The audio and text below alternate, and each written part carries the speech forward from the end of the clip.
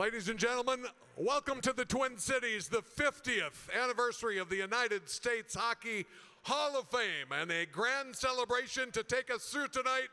Please welcome one of the incomparable voices in our sport. Here he is in St. Paul, the one and only Mr. Gary Thorne. Thank you. He announced it just like I wrote it. It's not in our program, but I want to recognize right away, these kind of nights don't happen unless a lot of work goes into it. And Dave Fisher does a ton of that. Fish has been involved in these now for so many years and takes responsibility for the whole deal. He's up back there somewhere, but please, for Dave, please give Dave a big round of applause. Fish is the man who makes this happen. Ladies and gentlemen, welcome. Delighted to be here with you in St. Paul in the state of hockey for what is obviously a very special 50th anniversary for the United States Hockey Hall of Fame induction celebration. A lot of memories will come to you from those who are here, and a lot will be made by what's going to happen here tonight. And now, let's welcome the U.S. Hockey Hall of Fame, the class of 2022. Our first honoree had a remarkable 16-year career as the starting netminder for the U.S. national sled hockey team. He is a four-time Paralympic medalist, including 3 gold medals. And most remarkably, he did not allow a single goal in the entire 2010 Paralympic tournament in Vancouver. He also backstopped the U.S. to 5 gold medals in the IPC World Championships during his amazing career. From Overland, Missouri, and with his fiancée Alyssa, please give a warm welcome to Steve Cash.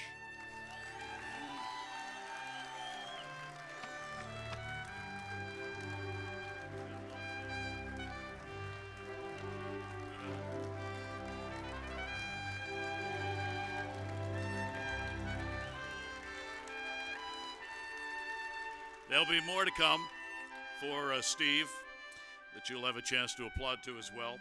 Our next inductee played a significant role in the advancement of hockey in all of this country during his 2-decade career as an executive at USA Hockey.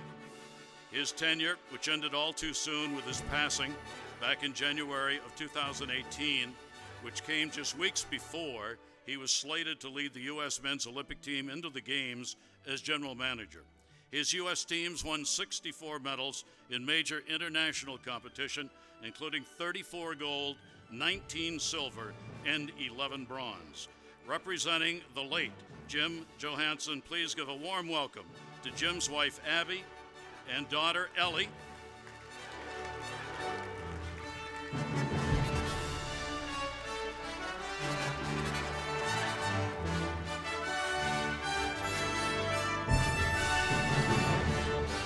And by the way, don't tell anybody this, but Ellie is going to be 7 tomorrow.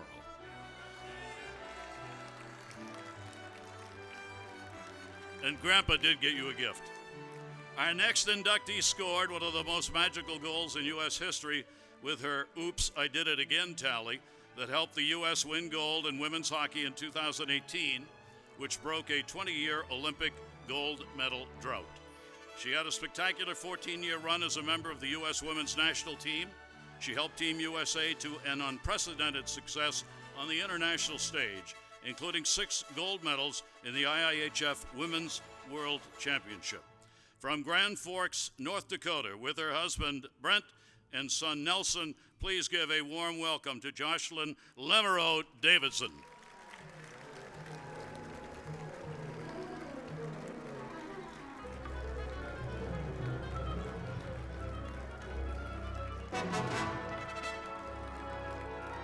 As the clock ticked down late in the third period of the 2018 Olympic gold medal game, it was our next honoree who tied the game and set the stage for overtime and ultimately a U.S. gold medal in Pyeongchang.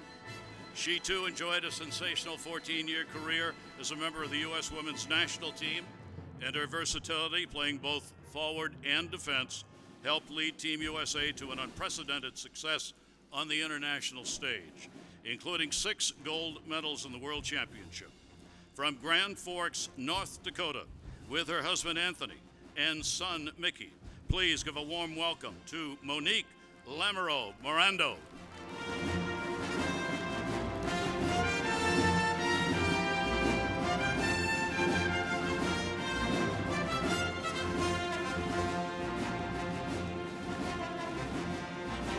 And our final inductee in this special class is the winningest American-born netminder in NHL history, the only player ever to be named as the top goalie in the NCAA, the AHL, the NHL, and the Olympic Winter Games. He played 18 seasons in the NHL, perhaps most notably with the Buffalo Sabres, where he won the Vezina in 2010. He also backstopped the U.S. to a scintillating run in the gold medal game at the 2010 Winter Games.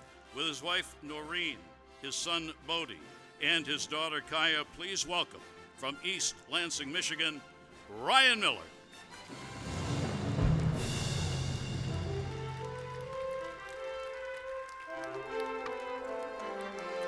Ladies and gentlemen, the U.S. Hockey Hall of Fame class of 2022.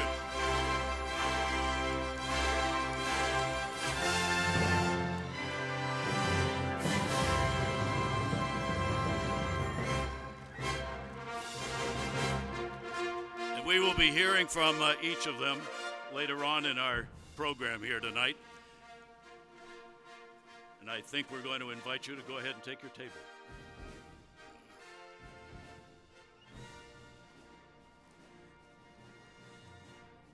Here at the 50th anniversary, as you take a look around at all the guests and those who are being inducted, you know, we mark time in our lives generally by special events and by time.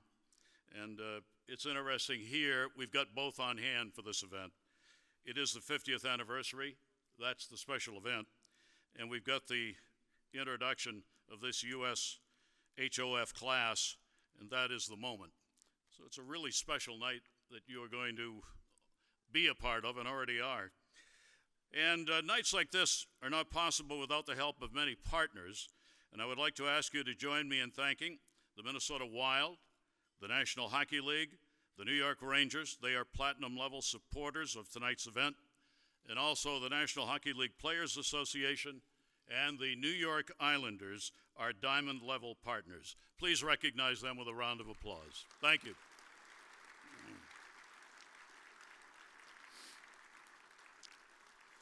This is one of the most anticipated nights on the hockey calendar each season, and thanks to all of our partners and also to all of you for coming out to celebrate this great sporting event and helping in the honoring of those we honor here tonight. We're going to begin in that department with a gentleman who leads the organization that provides the foundation for the sport of ice hockey in our nation. Also the caretaker of this wonderful institution we know as the U.S. Hockey Hall of Fame. Please join me in welcoming the Executive Director of USA Hockey, Mr. Pat Kelleher. Pat.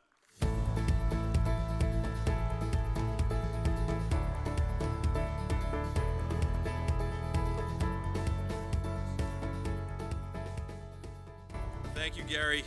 Very much appreciate you being here as our MC tonight in the great state of hockey. It's amazing to have everyone gathered here tonight as we celebrate our great game and formally bestow 5 extraordinary individuals the greatest honor in American hockey, enshrinement into the U.S. Hockey Hall of Fame. On behalf of our President Mike Trimboli, who's with us here tonight, and the more than 1 million players, coaches, officials, and volunteers that make up USA Hockey, I'd like to welcome you to St. Paul. It's only appropriate we have this 50th ceremony here in the great state of hockey, where the concept of the U.S. Hockey Hall of Fame was born. I have the pleasure tonight to recognize and mention many of the guests we have with us here tonight. And so I don't get myself in trouble later on, I also want to make sure I recognize my wife, my mother, and one of my brothers who's here with us to celebrate this evening as well. We have many, many U.S. Hockey Hall of Famers here with us tonight, and our warmest welcome to all of you. We look forward to recognizing you throughout this night. We appreciate those that are here with us from the U.S. Hockey Hall of Fame Museum in Eveleth, Minnesota. They are usually a loud crowd. I don't know where they are. I expect a little noise from that group. There they are. Can always find them. Thank you all for what you do to preserve the great history of our game at the museum. To echo To echo what Gary said, I'd like to thank our many partners and friends who've helped make this celebration possible. A special shout out tonight to the Minnesota Wild for their significant support. I'd like to particularly thank their owner, Craig Leopold, a member of the USA Hockey Foundation Board. Thank you, Craig, as well as Wayne Peterson and his entire team for all they've done to help put this on tonight. And fortunately, Gary thanked Fish earlier, so we're covered on that regard. It's also always special to have Gary Bettman, Bill Daly, and many of our other friends from the National Hockey League here tonight, and many representatives from NHL clubs around the country that are here. The proud partnership that USA Hockey has with the National Hockey League and with its member clubs allows us to keep our sport strong and growing throughout the country while making hockey more welcoming and more inclusive in every community where our game is played. So Gary, Bill, everyone from the National Hockey League, thank you for all that you do for us.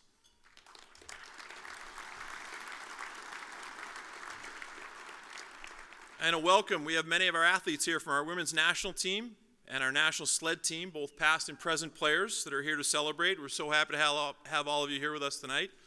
Thank you for being here. And I get to pass along a nice bit of hockey news tonight that our sled team is playing an event in Canada tonight and won in overtime 3-2 over Canada. That's probably the easiest round of applause I will ever get. Special thank you again tonight for our friends from Minnesota Hockey, our affiliate here in the state of hockey, to President Steve Olaheiser, Executive Director Glenn Andreessen, Doug Kephart, and many, many more that do so much to lead things and make things happen here in the state of Minnesota. So thank you for all that you do. We have a group of people here from the American Hockey League in attendance. We have many people here from the college ranks, from junior hockey, high school hockey, as well as youth hockey volunteers from across the country. This room is literally filled with people who continue to advance hockey in America. So please know that all of you are appreciated for all that you do for our great game. Thank you very much.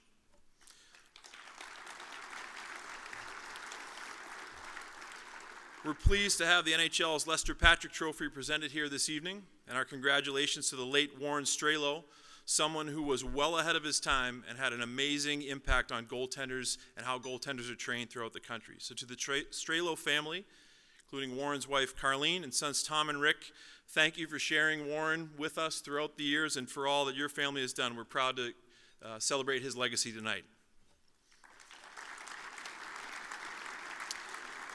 And finally, we have another spectacular class to celebrate and to enshrine this year. As you have seen, we have twins from North Dakota who are among the most decorated athletes in the history of American hockey. We have two members of our now famous goalie nation. One, a Missouri native, who is the first ever Paralympian to be inducted into any Hockey Hall of Fame.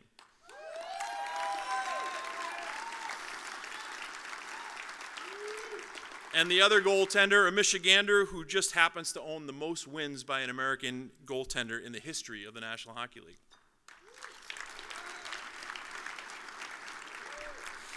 And finally, we have a native Minnesotan who we lost way too soon, but whose legacy will be felt across American hockey for generations to come. To Monique and Jocelyne, to Steve and Ryan, and to the late, great Jim Johannson, our warmest congratulations to all of you on your extraordinary careers. And it's only appropriate tonight that you are welcomed to join the list of immortals who make up the U.S. Hockey Hall of Fame.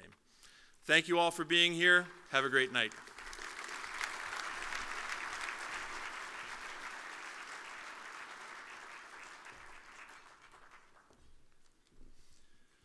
Thank you very much. Ladies and gentlemen, the prestigious Lester Patrick Trophy is awarded each year by the National Hockey League for outstanding service to hockey in the United States. I would ask if you would turn your attention to the screens to learn more about the life of Lester Patrick. Lester Patrick was a hockey visionary who, along with his brother Frank, were responsible for many of the rules the league has lived by since the early 1900s. Changing on the fly, blue lines, penalty shots, and the numbered jersey were a few of the Patrick's innovations to the game on the ice. The Patrick brothers are credited with the creation of the playoff system, unheard of in pro sports at that time. Lester Patrick's pro hockey roots can be traced back to 1904, when he embarked on a playing career that would include winning 2 Stanley Cup titles before retiring from play in 1922. In 1926, Lester Patrick was lured to New York to become the first GM and coach of the New York Rangers. Under his tutelage, the Rangers established a winning way and captured 3 Stanley Cups. Lester Patrick stayed on with the Rangers organization until his passing in 1960, but the Patrick name and legacy lived on in his children and grandchildren, who have flourished in the NHL as players, coaches, and executives. The Patricks are considered hockey's royal family. In 1966, the New York Rangers began presenting the Lester Patrick Trophy annually. The award is given to deserving figures in hockey for their outstanding contributions to the sport in the United States. It's remarkable the way the game of hockey has been accepted into the hearts of the great American centers. And I honestly believe that its possibilities have merely been scratched.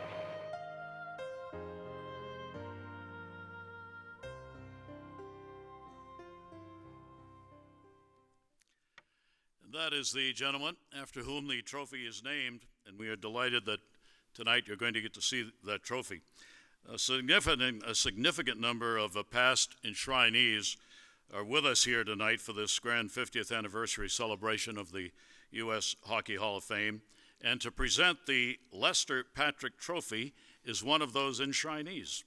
From the U.S. Hockey Hall of Fame class of 2019, the longest-serving commissioner in all of professional sports.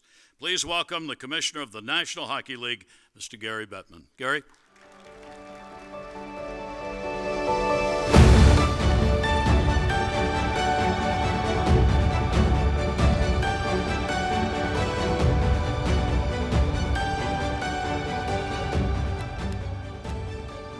Thank you, Gary.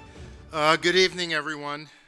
Deputy Commissioner Bill Daly and I always look forward each year to this event, and for Bill and me, this is an opportunity to celebrate something we've missed because it's the first time we've been here since 2019. As we all know, COVID forced postponement of the 2020 induction ceremony, and last year, since our calendars were all a little awry, we had a scheduling conflict which we couldn't avoid. So unfortunately, we missed the celebration of 2 wonderful induction classes that included 2 personal friends, Stan Fischler and Peter McNabb. Moving forward, the class of 2022 is spectacular, and tonight it takes its rightful place in the pantheon of American hockey. As you heard both from Gary and Pat, congratulations to a great class, legendary sled goaltender Steve Cash. Yeah, we can do it again. 2 women's hockey superstars, Jocelyne Lamoureux-Davidson and Monique Lamoureux-Morando. 2, as you heard, Ryan Miller, the winningest American-born goaltender in NHL history. And to a pillar of USA hockey, Jim Johannson, who we miss dearly.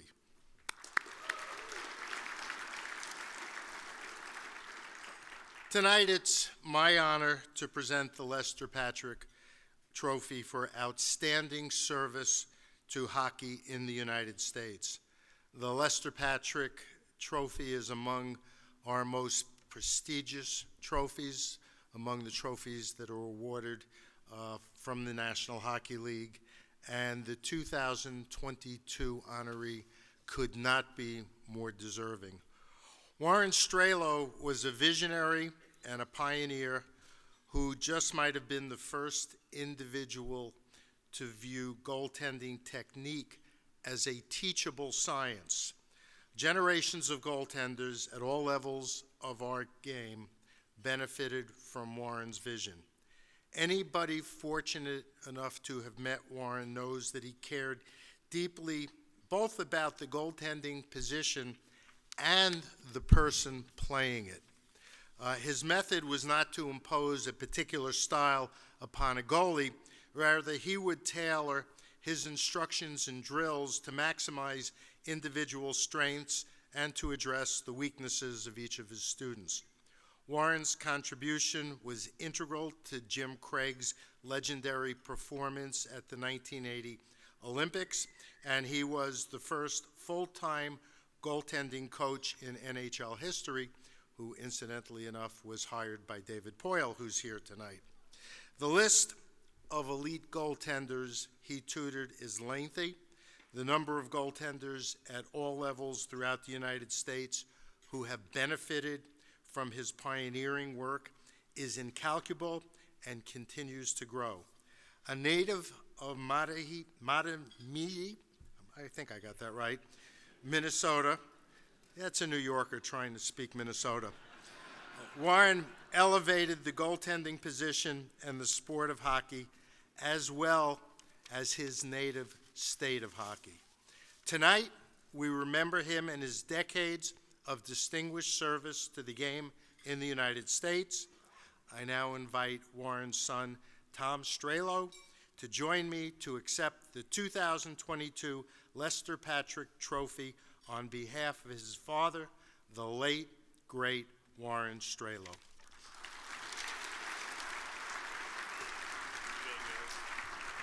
Congratulations. Thank you.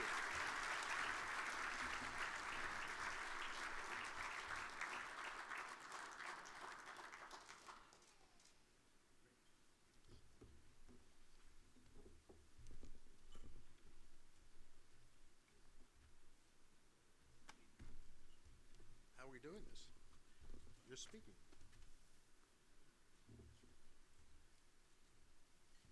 Thank you. I'm sure my dad would have been very humbled and honored by this award, and I'm sure he would like to thank many people.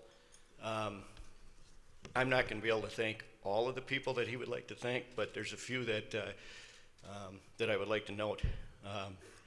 First of all, I'm sure he would like to congratulate all the this year's inductees into the Hall of Fame.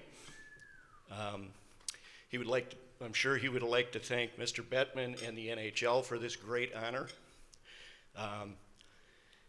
Two people at the start who gave him a start coaching goalies at the hockey school level, Eddie Jeremiah, the former Dartmouth coach, the late Ken Yackel Sr., who with my dad started the goalie school because they had so many goalies sign up for hockey school that they couldn't accommodate them all. His good friend Herb Brooks, who recognized his talent of coaching and teaching goaltending, and basically let him do all goaltending with the University of Minnesota and the 1980 and the 2002 Olympic team. David Poile, general manager of the Capitals, who gave him his first opportunity to coach in the NHL, and who basically created a full-time goalie coach position in the NHL. Lou Lamoriello with the New Jersey Devils, Dean Lombardi and Doug Wilson with the San Jose Sharks, and I'm sure he would also like to thank all of the players and coaches that he had the privilege to work with over his career. It's a great honor, and I'm humbled to accept it for him.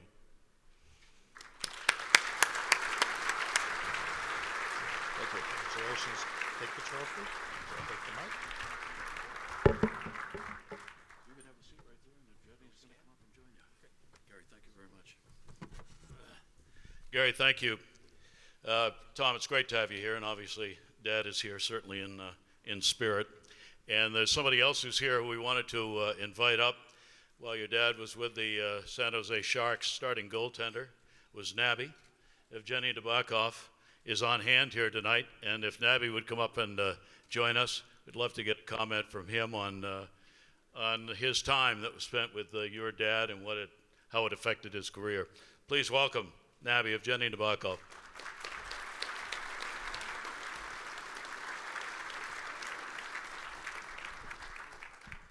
Tom has already gone through the memories that he had of his dad and what he might think about tonight. As far as you're concerned as a goaltender who had Warren as a coach, what impact did he have on you, do you think, and on the game and goaltending itself?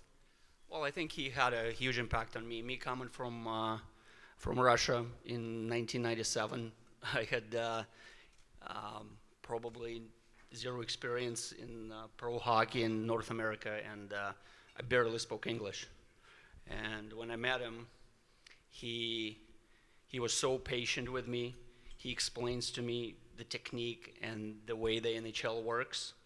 And we started a career in the minors, and he was with me all the time. And that's where our relationship started really growing, and we started growing together.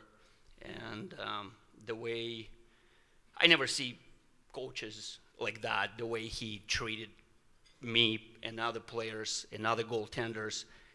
He was also a friend, and it was just something, his passion for the hockey was unreal. I never see, I never see goalie coach have that much passion for the game. With that in mind, Tom, growing up, I'm wondering around the house, with all that passion for hockey, was that what went on at all times? Breakfast table, lunch and dinner? We spoke a little hockey. Yeah. Yeah. He was a social studies teacher as well, so he did know a little bit about the world events, and every now and then he would ask us a question about that instead of hockey. Did you listen? I should have listened more. Generally, that's something we all can say. All right, let me ask from each of you if there's one story, one memory in particular that you have of Warren, if you could share that with everybody here tonight. And Abby, I'll go to you first. Well, it's so many good stories to share, but the one particular one, which is, I remember, and we had so many laughs as a team. He always loved to sit before the game. He loved to sit in the locker room, and so players at times will start asking him, "Hey, Warren, where should I shoot? How can I score?"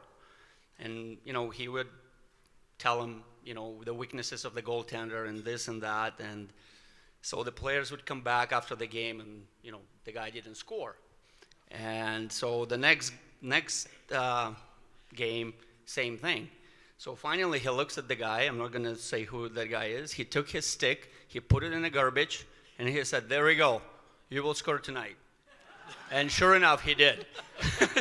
So, and then it's become a little bit of a kind of a story where every 5 game or every 10 game, he will grab somebody's stick and just will put it in the garbage. So, and believe it or not, 2 or 3 times it's worked. So. All right, and appropriate, I think, to wrap it up, Tom, with you and a story about your dad that you remember. There's a million of them. A lot of them I probably can't say in public. But there's one, when the Wild were making a push in the playoffs, it was right before Herb Brooks passed away. And Herb was over at the house every night that the Wild played, and they sat and watched the Wild game. And I, played a little hockey, but I watched the whole game with them, and I had no idea what they were talking about. They spoke a different language. And then the game went to overtime, and Herb got up and said, "I got to go home and cut my grass." And that was that. And that was it. Tom, Nabby, thanks so much for joining us. Please give him a nice hand. Congratulations. Just put it in the chair. It's fine. Congratulations. Nabby, thank you so much. Really appreciate it. Certainly hope you enjoyed a very fine dinner, and I want to thank the staff here at the RiverCentre and the Morrissey Hospitality for the wonderful service. I know that for many of the people who are working here tonight, putting on this dinner and laying it out for us, number one, they're hockey fans. Many of them also work at the center and have done games there where they also work in the service departments, have done so for years. So I was talking to a couple of them before. For them, even though they're working here tonight, it's also a big night for them because they're hockey fans and they follow hockey and they know a lot of the people who are here, including the inductees. So please give a nice hand to the staff that put on this great meal. Thank you. All right, we're just about ready to formally enshrine the class of 2022 into the U.S. Hockey Hall of Fame. Selecting these classes each year is a significant undertaking and a serious one. We know we are fortunate tonight to have several members of the selection committee who are with us. One of those members is someone who has played a very important role in the preservation of the rich history of hockey in our sport for the last 50 years. He played an outsized role in establishing the Hall in its early years, and since the Wild's arrival here in St. Paul, he has served as the team's curator. Would you please join me in recognizing Mr. Roger Godin, who is seating at table 13. Roger, stand up. Thank you so much.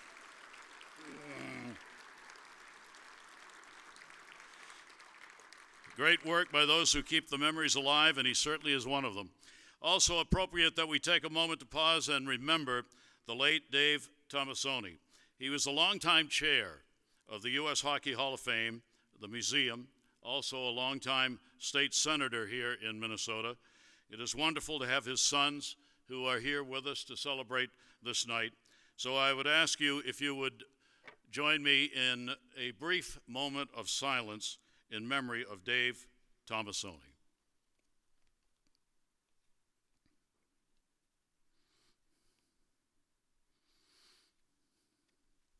Thank you very much. All right, we get the opportunity here each year. Audio, I will change mics on you. To head out into the audience to talk with some of the people who are here about our inductees. And I even got down the stairs with my new titanium leg, which is unbelievable. Well, just the knee, actually. Thank the good doctors. Tonight, a very special night regarding the introduction of a Paralympian, Steve Cash. Andy Ohi, Andy, a longtime teammate and also the captain of the sled team for many years. And as you stand here tonight and witness this, what are your thoughts and memories about Steve? Well, it's incredible what Steve accomplished, obviously, on the ice. What was so incredible was that when the games got bigger, Steve got bigger in the net, and it was really just special to watch. And I know that even in the 2010 Paralympics in the gold medal game, he had a penalty shot. It was 1-0, and he still came up and had a big save and kept that. He had a shutout going, so keeping it at that shutout rolling after that penalty shot was a big deal. And that's what was so special about Steve. It didn't matter that as the moments got bigger, he just got bigger in the net, and it was just awesome to watch. He's an incredible human and such a fun guy to be around, so it was awesome. We really appreciate the comments. Thank you very much, Andy. I don't quite know. I've never had an occasion quite like this before. Can you imagine being a parent and having two, not one, but two of your children being inducted into the Hall of Fame at the same time? Linda, I can't believe it. It's congratulations to you and to the girls. What are your feelings tonight as you watch this? Well, I'm pretty overwhelmed. I never anticipated this, and it's quite an honor. As they were growing up, did you realize how good they were going to be? Well, they love to do everything, and they love to challenge themselves, and their goal as little girls was to be in the Olympics. And when they were little, I gave them a book of Jackie Joyner-Kersee to aspire to, and they got to meet her. Wonderful. Now, the big question that I have to ask, how'd you tell them apart? Monique's left ear has a little bump, and then Jocelyne's right. I love it. Linda, here's Mom. We're going to see two inducted here tonight. Thank you. Craig Leopold, the Minnesota Wild, obviously are so supportive of everything to do with hockey here in the state of hockey. We're going to look at the cameras right up there. Here tonight, you become part of this great event, and you see all of these people that you know so well have been involved in the game for so long. Your thoughts tonight on being involved in this? Yeah, well, first of all, it's great to have a great crowd. This is such a high buzz for us in Minnesota to be able to do something like this here, and it's very exciting. You're among friends and you're among family, and this is you don't want to be any other place but here tonight. So, you know, we're proud of our heritage and our culture of hockey in this state, and we live it. We truly do believe it, and you know, this is the kind of event that we thrive in and we have fun doing. And I personally wouldn't miss it, and I know every person in our organization would be here tonight if they could all get a seat. Great, thank you very much. Thanks for the help too. Thanks, Gary. Thank you. Right behind me, Dean Miller. Sir. How are you? I'm well, thanks. How are you? I'm well. Good to meet you. Yeah, Finally. well, we're talking to parents. I mean, it has to be such a thrill to be involved in a night like this, having watched an entire career, somebody develop as a human being and as a hockey player. What's it like for you tonight? Well, it's amazing, but it went by too fast. I have to tell you, time just flew. Yeah, but it's amazing. We've been involved with USA Hockey for almost 40 years, and this is not unexpected, I guess.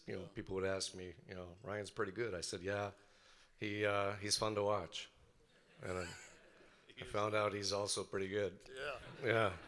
Did you have a sense at some point where you felt, yeah, this is really going to happen? He's going to be this good? Yeah, I think so. I mean, he told us when he was 7 he was going to play. There you go. For Michigan State in the National Hockey League, so we sort of went, okay, yeah, right, and but he did it. So yeah, it's prophetic. Congratulations, thank you very much. Dean Miller, Ryan's dad.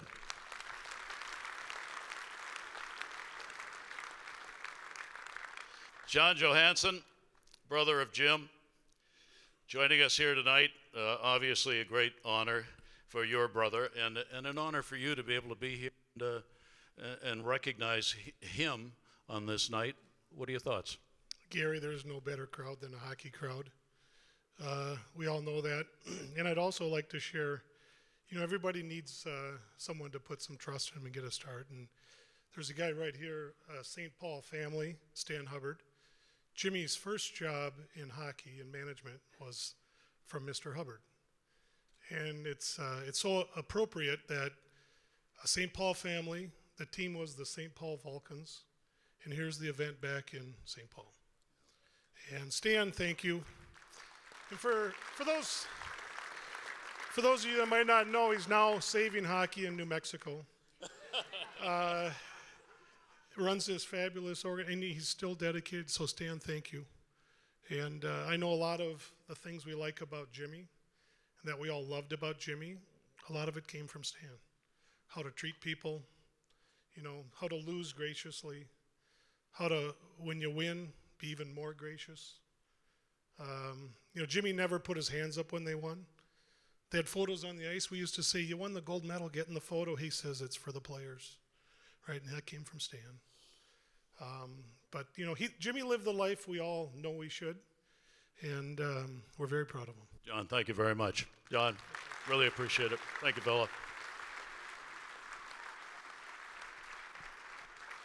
Certainly one thing that particularly stands out with those people you just met is how important family is. It's true everywhere else, so why shouldn't it be true in hockey? But probably even more so on those mornings I remember at 6 o'clock heading to the Elfond Arena in Maine when it was 30 below zero because my daughter wanted to play hockey. How many here have gone through that kind of a remembrance going on? That's what it's all about. And what happens with it, I think, is that it unlike some other sports, because of the nature of it and what we do in it, it brings people so close together. Not just the players, but families. You're all freezing. You're all looking for a cup of coffee. You all want to know where the donut is.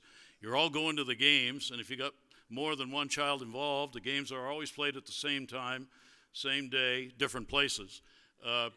It helps. It helps to make the family stronger. and I think it's evidenced by those who are here tonight. All right, it is time to formally enshrine the U.S. Hockey Hall of Fame class of 2022. We are delighted to have many current members of the Hall with us for this 50th anniversary celebration. They'll be helping us enshrine the class of 2022 throughout the evening, and you're going to have a chance to meet them and see them. So without further ado, let's begin. To help enshrine Jocelyne Lamoureux-Davidson to the Hall, and I would ask if you would hold your applause until we have these presenters who are members of the HOF already, until they are all up on stage, that would be appreciated. From the class of 2007, he had a great NHL career, represented the U.S. on the international stage on numerous occasions, and well known to everybody here in Minnesota. Aaron Broughton, would you please come and join us on stage? From the class of 2018, the winningest general manager in National Hockey League history, joining us as a presenter here tonight, David Poyle. David, would you come up? From the class of 2019, she dazzled audiences on the college front at Minnesota and on the game's grandest stage at the Olympics. Chrissy Wendell, will you please come on stage and join us as a presenter? And from the class of 2000, a two-time Olympian and member of the 1960 gold medal winning U.S. Olympic men's ice hockey team. He is 89 years young. A warm St. Paul welcome for Dick Meredith. Dick, would you come forward, please?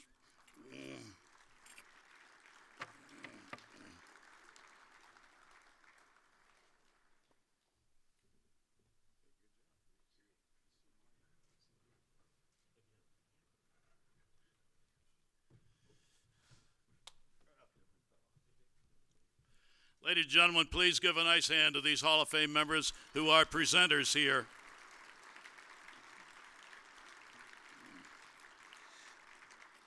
Now I would ask you to turn your attention to the screens to learn more about the first member of the U.S. Hockey Hall of Fame class of 2022, Jocelyne Lamoureux-Davidson. Take a look. Right side, what a feed to Joss, and she scores! Jocelyne Lamoureux does it again. After 14 years on the U.S. women's national team, there are many collective moments that make up the career of Jocelyne Lamoureux-Davidson. For the world of hockey, there is one legendary moment that will forever be ingrained in U.S. history. The moment Jocelyne Lamoureux-Davidson lifted the United States to its first gold medal in Olympic hockey in 2 decades. She beats and scores! Oh my gosh, that's electrifying. That's as good as you're gonna see anywhere. I'm happy that I got the nod to go in the shootout, and I knew when that puck went in that Maddie was gonna stop the next one. I threw my stick on the bench after that because I knew we were gonna go celebrate. Known for her finesse skills and preparation, her consistency on the ice led her to bear the weight of this final game for her teammates, women's hockey, and her country. On that stage with that pressure and to pull off something like that was just incredible, and it's, you know, something that no one will forget in history. Jocelyne's shootout goal is going to go down in history as one of the best moves, obviously, in USA hockey. To have that mental toughness and the presence of mind and just the intuitive confidence that, you know, put me in there and I'll get the job done. Lamoureux-Davidson also helped the U.S. to silver medals in both the 2014 and 2010 Olympic Winter Games, averaging better than a point per game with 6 goals and 10 assists throughout her Olympic tenure. Jocelyne's game is just so well-rounded. She's a great center, really good at face-offs, could penalty kill, shot unbelievable, and just really good hockey player, great hockey sense. Lamoureux-Davidson competed in 7 International Ice Hockey Federation Women's World Championships and was a key factor in helping the U.S. bring home 6 gold medals and 1 silver. She is tied for the 3rd most gold medals at the Women's Worlds in U.S. history, and across her 34 games in World Championship play, accumulated 42 points with 19 goals and 23 assists. Here's Joss Lamoureux. Oh, what a move. There's a shot. Oh, beauty from Jocelyne Lamoureux-Davidson. She also helped the U.S. win the 4 Nations Cup 6 times, with 3 runner-up finishes as well. Lamoureux-Davidson finished her U.S. women's national team career with 138 points, including 63 goals. There's a nice goal. What a feed right to Jocelyne Lamoureux. She also had a spectacular collegiate career for 1 year at the University of Minnesota and her final 3 campaigns at the University of North Dakota, finishing with 285 points in 149 games, third most in NCAA history. She was also twice a top 10 finalist for the Patty Kazmaier Award, including 2012, when she finished in the top 3. It was always an honor to be on the same team as the Twins, and they're people that you want on your team. You'd rather have them on your team than play against them any day. Just their skill level, but also just the competitiveness, and very gritty and tough to play against. In 2017, Jocelyne, along with her twin sister Monique, were side by side working to make the sport better, and their efforts to advance the game can be seen today and will be reflected for generations to come. Both of them did far more for the game than just be on the ice, moving our women's game forward in a huge way. You tell players all the time about you need to make an impact on the game, and it's interesting, you need to make an impact on the game, on the individual game, but they've made an impact on the game. Jocelyne's legacy is incredible. I think she is going to go down to be one of the biggest competitors of USA Hockey, and one of those players that can pull off one of the best moves in the most pressured situation. Jocelyne leaves a legacy of just her ability to consistently do work and just the way that she handled adversity. That whole journey internationally, it wasn't easy. No one sees the hours of extra ice and working on their game. The amount of work they did, they wanted to be great. They worked very hard to be great. The Grand Forks, North Dakota native not only changed the game of hockey, but left a piece of her legacy to inspire change on every ice rink along the way. And now, joining the list of immortals who have left an indelible mark on the game of hockey in the United States, please welcome Jocelyne Lamoureux-Davidson to the United States Hockey Hall of Fame.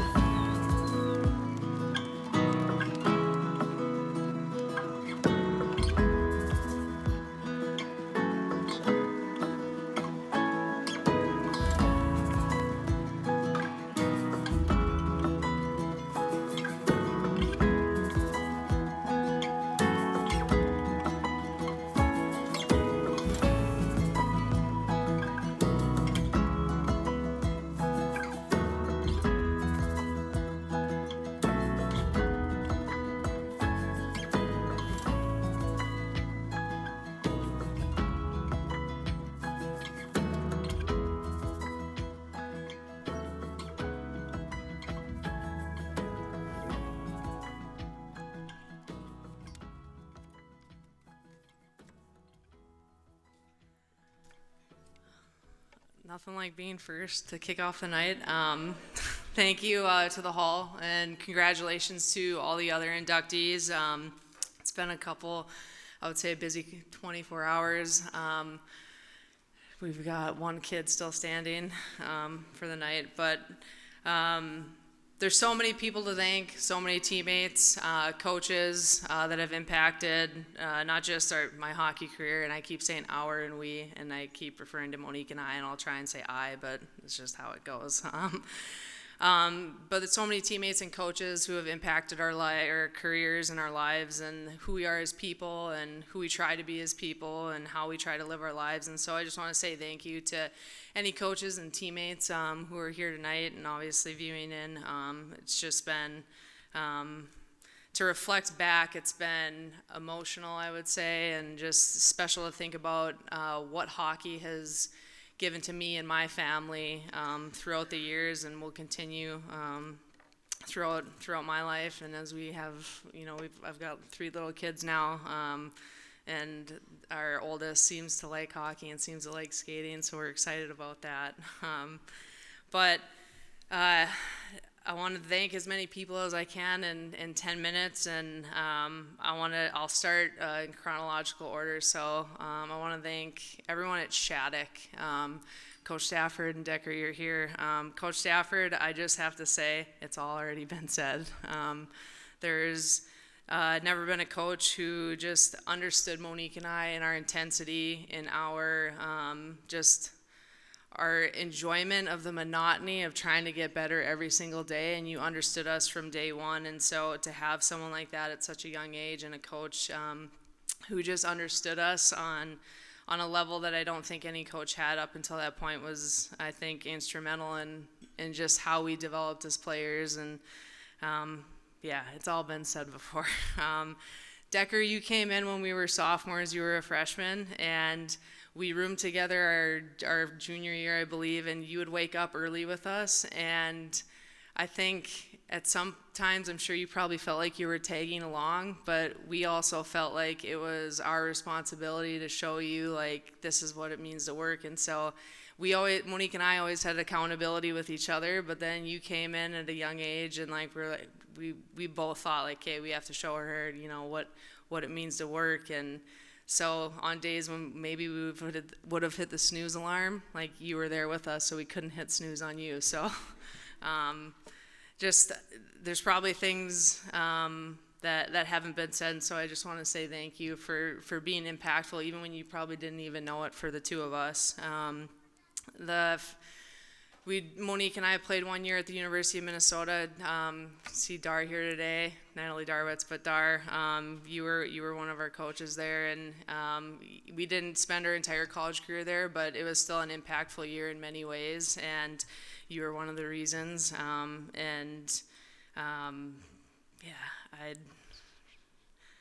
just wanted. It was an enjoyable year, and then at North Dakota, Peter's here. I saw Brian. I believe I've seen some other University of North Dakota staff, and I think about our time at the University of North Dakota and what that meant for Monique and I. And Peter, you're not a morning person, but you woke up with us a lot, and we appreciated it so much. And even after we graduated, you were showing up early in the morning to skate, the endless drills, and sometimes we'd have a goalie and sometimes we wouldn't, but you were always there to help with the little things. And so it's, as I reflect back on all those early morning skates, it's coaches and teammates that showed up early to help us get better. And so when I watched the video of Oops, I Did It Again, which Monique said it in an interview, and then that's what everyone called it, but it was really Peter who drove home what it takes to be great at little things. And he would line up tires for us to do literally hundreds of reps, and he would critique every single rep.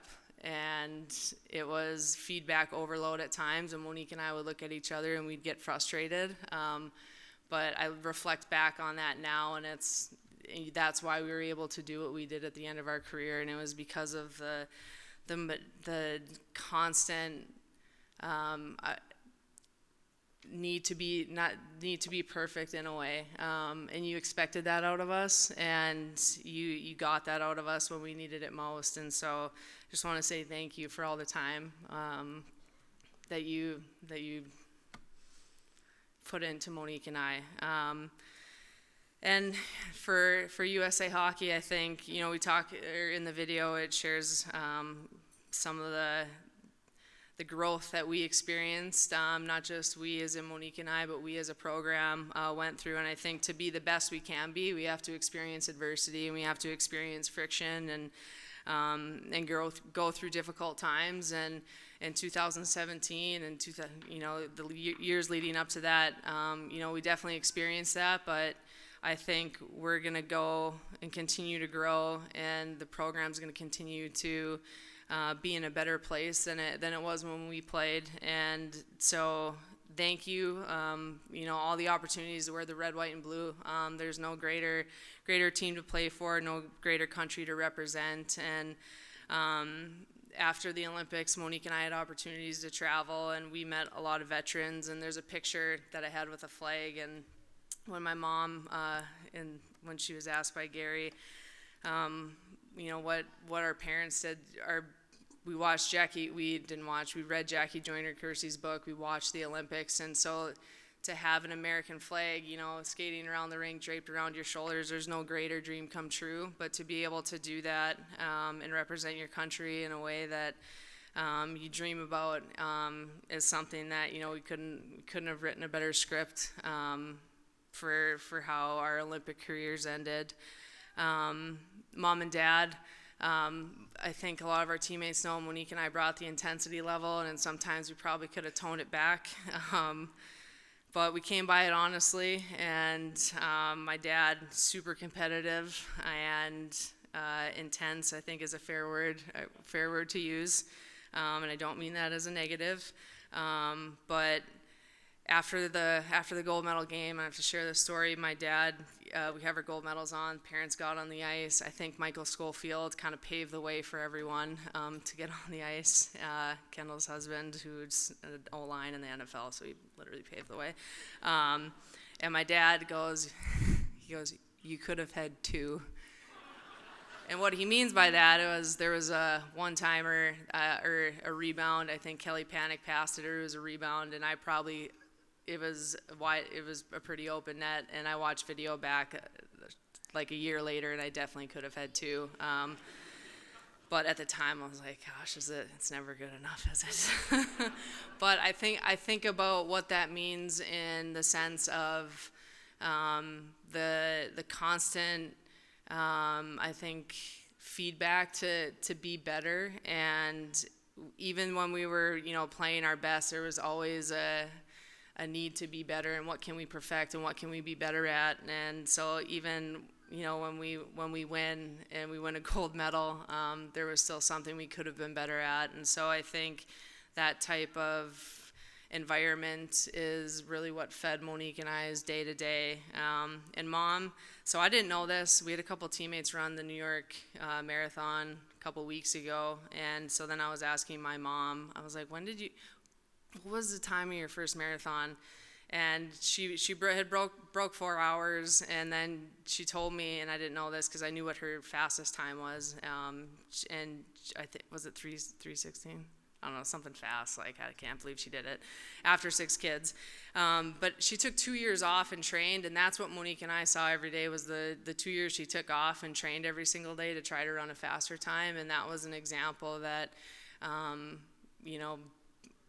was very powerful for Monique and I. And so Mom and Dad, just in your own ways, in your very different ways, you showed us what it meant to try and be better every single day. And so I just want to say thank you to my mom and dad. My brothers, 2 of them are here today, 2 of them couldn't be here. All in your own individual ways, you challenged us to be better. And Pierre Paul, you're here. I hear my son talking over there. It's distracting. Pierre Paul, the way you played, I think defined how tough we wanted to play. And Mario, your leadership and your tenacity around the net really shaped how we, wanted to be as offensive players. But then our brother Jacques could score goals, and he'd score ugly goals. He'd score goals. However, when he scored quite a few goals in college. And then our brother Phil, who was a goalie, and we would shoot on our brother, and basically we would, okay, this is what he's trying to do, so how are we going to try and score on him? And so all of our brothers in their own way really shaped who we were as players, but then the type of work that needed to go in every single day. And so thank you to Mario, Pierre Paul, you're here. Jacques and Phil couldn't be here. And then my family, Brent, you're busy with Nelson right now, so I don't even know if you're listening. Just thank you. Thank you just for the support throughout the years, and it's all been said, but I'll let him keep Nelson busy. And then lastly, Monique. I'm not trying to sound like Serena, but there's no Serena without Venus, that type of thing. We pushed each other every single day to be the best we could be, and we challenged each other when we needed to be. In a way, we picked each other up when no one else would know it, but the 2 of us. And so thank you for, it's what we do. We don't hug, we give each other high fives. And just the adversity that we went through, and we have teammates here that understand some of the stuff we went through leading into the gold medal game and leading into the Olympics. And without each other, we wouldn't be where we are. And so thank you, Monique. And thank you, everyone, for celebrating tonight. And congrats to all the other nominees. Thank you.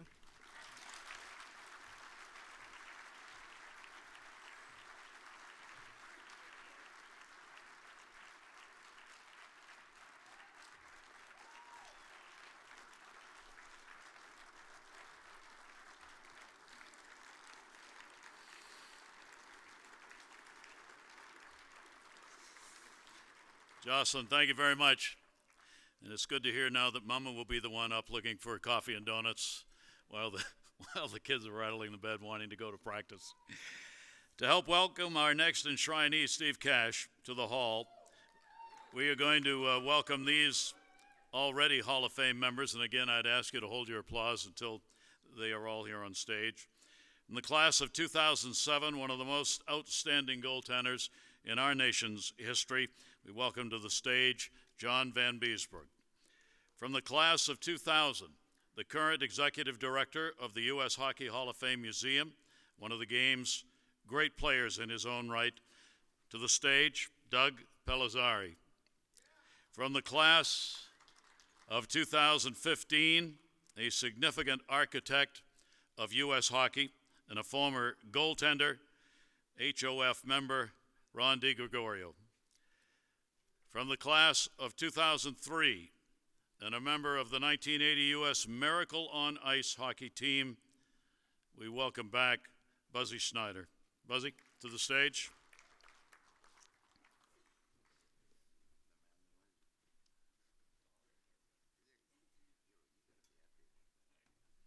Please welcome these Hall of Fame presenters.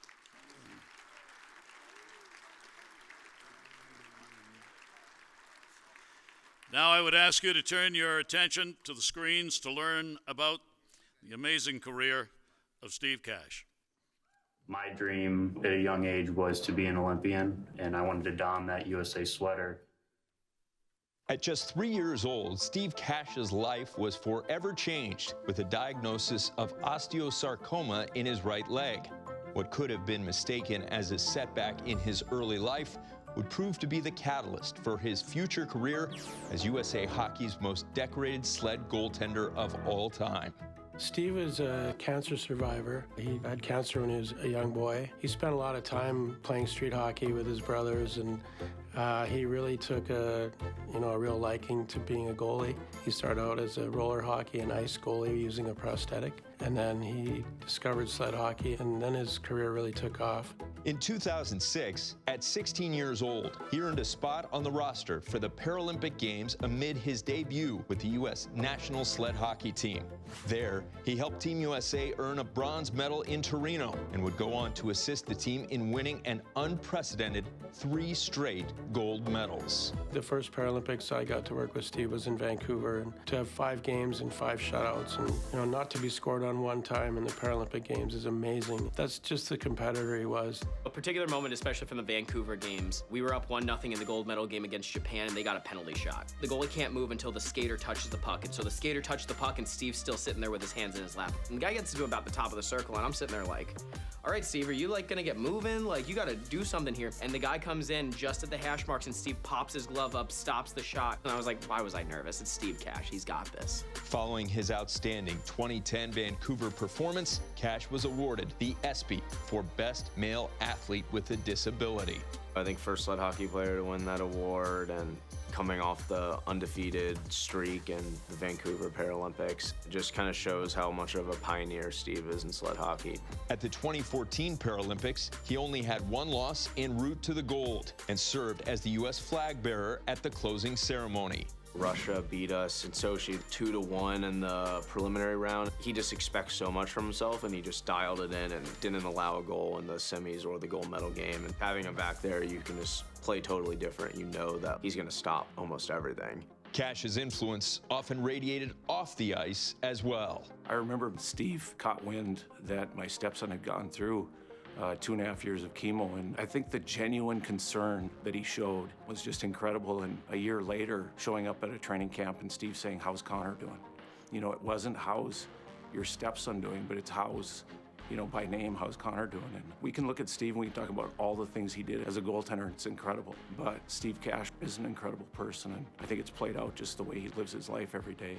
Cash, nicknamed Money, helped Team USA claim its third straight gold medal at the 2018 Paralympic Winter Games. In the gold medal game against Canada, he turned away 11 of 12 shots faced as the U.S. came from behind for a 2-1 victory in overtime. Canada went up on us 1-0 in the first period on a weird fluky goal, but he just locked it down the rest of the game and gave us an amazing, just so emotional pump-up speech going into overtime of that game. Usually goalies, like, you know, you get focused, they're not the ones doing the pump-up speeches, but I think he just has so much emotion when he plays, and when he let that spill out, it just radiated through the team. The Oberlin, Missouri native kept watch over Team USA's net in a U.S. record 8 World Championships. I know some of the teammates like to mention, like, oh, he's not a big talker. I think to me it's because of the fact that he is dialed in. And that's where he's like his meditative state where he's like ready to go. And that's why he's able to play and have big performances game after game, tournaments after tournaments. He really showed us if you wanted to be elite, this is how you do it. He just set it out on the table for you. He said, all right, I've got all the notes for you. It's up to you to figure it out. And he sure helped a lot of us figure that out. And the success we have now is really owed to him. In 40 games played in the World Championship, Cash owns an impressive 33-1-6 record, including 15 shutouts. There's nothing disabled about him. When you see him as a goalie and the things that he achieved in his career, he's the most able-bodied person I've been around. I think he's raised the bar for all of our players. I think if you look at where this team is at right now, it's because of people like Steve Cash who have obsessed over continually trying to get better. And that has been very contagious on this team. Just the leadership that he's provided that way, not someone who's necessarily been the loudest talker in the room, but someone just who goes about his business the right way every single day. And now, joining the list of immortals who have left an indelible mark on the game of hockey in the United States, please welcome Steve Cash to the United States Hockey Hall of Fame.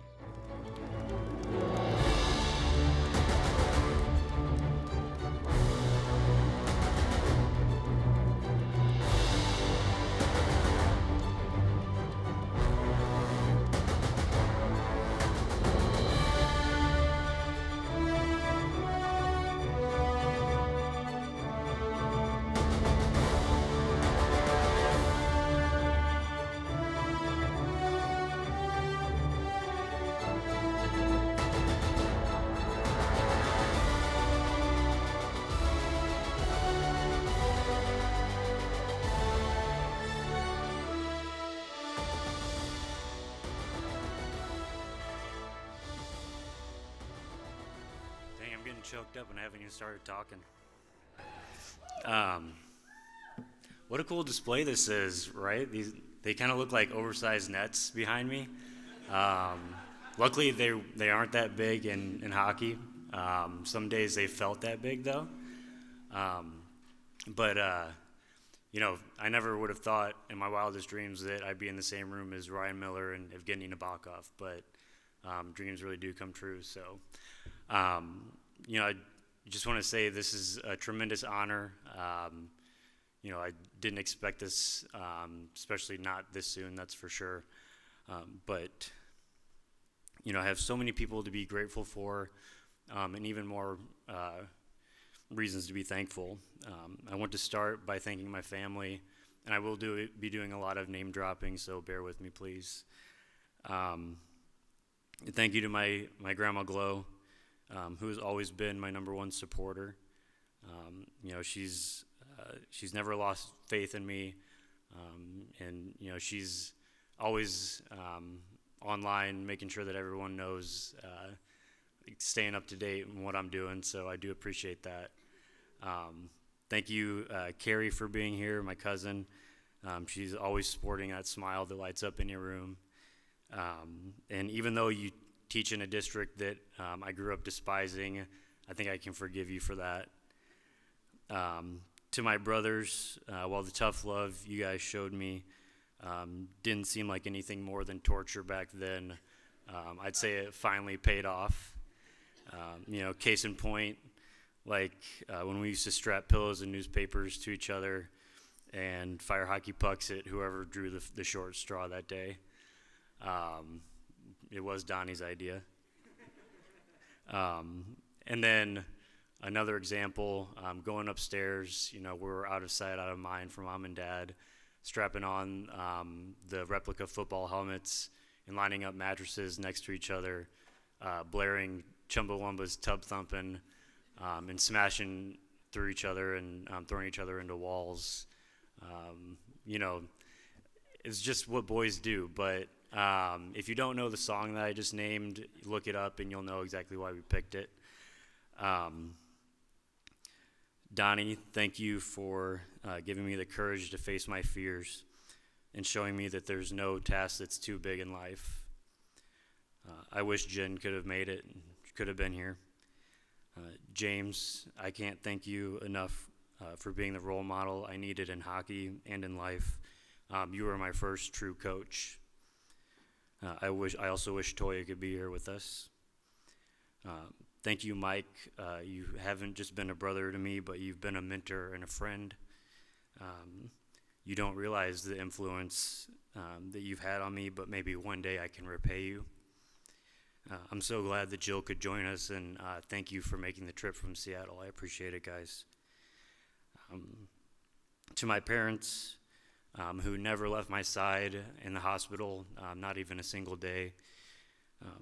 You guys taught me that every day there will be a fight, and every day there will be a struggle, but that giving up is never an option. And by the way, Mom, I surely thought that you were going to leave Dad at home for this one. To my DASA family, you saw something in me that I didn't see in myself. Kelly Bellman, your positive attitude has impacted so many kids and families that your legacy will live on for eternity, and I know that for a fact. Mike Dowling, you not only introduced me to the sport, but you guided me through the highs and lows of being a goaltender, and I can't thank you enough. He was just telling the story to my family about how a 14-year-old kid skates into an inline rink, and that day, he didn't know that his life was going to be changed forever, finding the sport that, would let him live out his dreams and just do it in a different way. So thank you. Ken, your ability to transform a team and the fact that you never saw us as the underdog was what empowered me to give 110% no matter the circumstances. Jason, Kat, and Billy, unfortunately Josh Pauls can't be with us today, but there's no one that I'm prouder to consider teammates and friends, and what I would give for one more road trip jam-packed with Billy's song selections. To my USA Hockey family, I had a lot of surprises today, so I would like to thank Rico, Andy, thank you for the kind words, Dr. Sandberg, Blayback. Thank you guys for showing up. I really do appreciate it. And then obviously Taylor Lipsett, the magic you've created within the community on and off the ice will never be matched. You're a pure talent and asset to the sport. Thank you for always lending an ear, and it was a pleasure to share the ice with you for so many years. To Dan Brennan, I can't express my gratitude enough for making the trip, as I know the boys are in Canada for a tournament right now. Let's give them one more round of applause for winning in overtime. We knew that they would get it done, though. The class that you've shown me over the years, Dan, cannot be duplicated. You not only believed in what we could do as a team, but you gave me the opportunity to be myself and to contribute in ways I never thought possible. You somehow managed to turn a twerp 16-year-old into the first Hall of Famer in the sport of sled hockey, and trust me, there are many more to come thanks to you. And last but not least, I'd like to thank my fiancée, Alyssa. You see me at my best, and you see me at my worst. You are always a beacon of hope in this world that's carried me through so much anguish and despair. You've always understood that the dreams that I've had take a village to become a reality. And there's no one I'd rather share this honor with than you. So looking back on my career, I consider myself lucky to even had a faint percentage of the opportunities that I've been afforded. I've met some inspiring people along the way, so many teammates that deserve just as much, and if not more, credit than I do. And the teams that created bonds that will never be broken, being a part of these teams is the reason that I'm standing here talking to you today. And, you know, being around those people who always wanted to push themselves is what made me better as well. And it's taught me that the attitude to never take each day for granted. And as Coach Hoff has eloquently said, you are guaranteed today, but you have to earn tomorrow. And it was extremely difficult for me to come to the decision to retire. I wanted to continue, but I had to put my mental health first. I realized the difference between giving it all and all I had and giving it what I didn't have anymore. I remember talking to my mom about it, and she put it perfectly, that the decision was bittersweet. And that's the best part about it. I'm fortunate to be surrounded by friends and family who truly understand and support me no matter what. And while I can't put into words what this honor means to me, I hope it inspires the next generation to achieve more, and I hope it opens the doors for that little boy or girl who never saw themselves as disabled, never saw themselves as having a disability, and saw the abilities, or as Kelly would put it, different abilities. And I think the U.S. Hockey Hall of Fame Class of 22 really embodies this idea of diversity. It can be attributed to the belief in the sport that you can push yourself, you can push the boundaries, you can challenge the norm, and that there's no such thing as I can't. And I've had a lot of people ask me over the course of my career, they say, Steve, so what's your secret to success? And of course I don't tell them because it's a secret, but I will tell you now what I did as a goaltender that I have never told anybody. So I once heard that Dominik Hasek hated having pucks in his net in practice. So I decided at a young age that I was going to adopt that philosophy. So anytime a puck would go in practice, I'd fish it out and I'd fire it down the ice. It became a habit, a ritual, so to speak, and I got so good at it that I'd hit the opposing net almost every time. So with that information, let me ask you this. As a coach, would you pick the guy that has a dozen pucks in his net, or would you go with the guy that has 0? I want to congratulate all of the inductees this year. You all deserve it so much.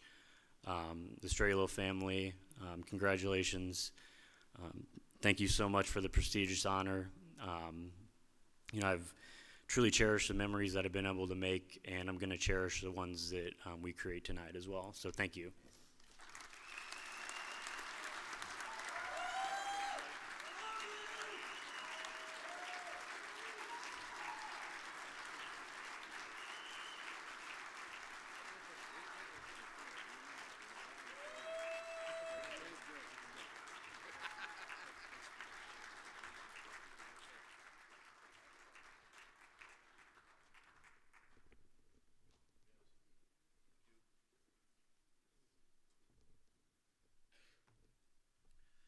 Steve, thank you very much.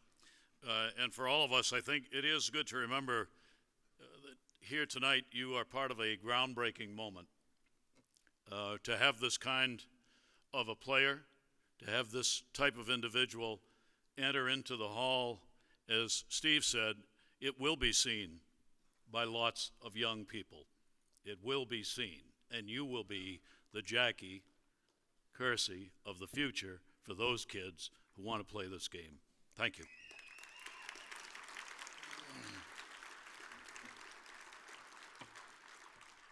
Now, to help enshrine Ryan Miller into the hall, we are going to welcome members of the hall who have already been there. And again, I ask that you hold your applause until they are on stage. From the class of 1998, one of the country's top netminders of all time, our one and only Lefty Curran. Lefty, if you would come to the stage, please. From the class of 2004, he went directly from high school, playing hockey there, to the NHL. We welcome back South St. Paul native, Phil Housley. Phil.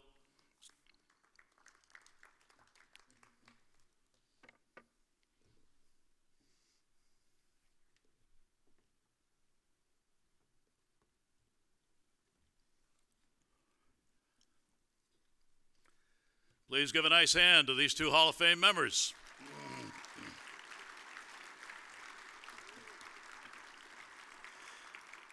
Now please turn your attention to the screens and learn more about the third member of our class of 2022, Ryan Miller. There's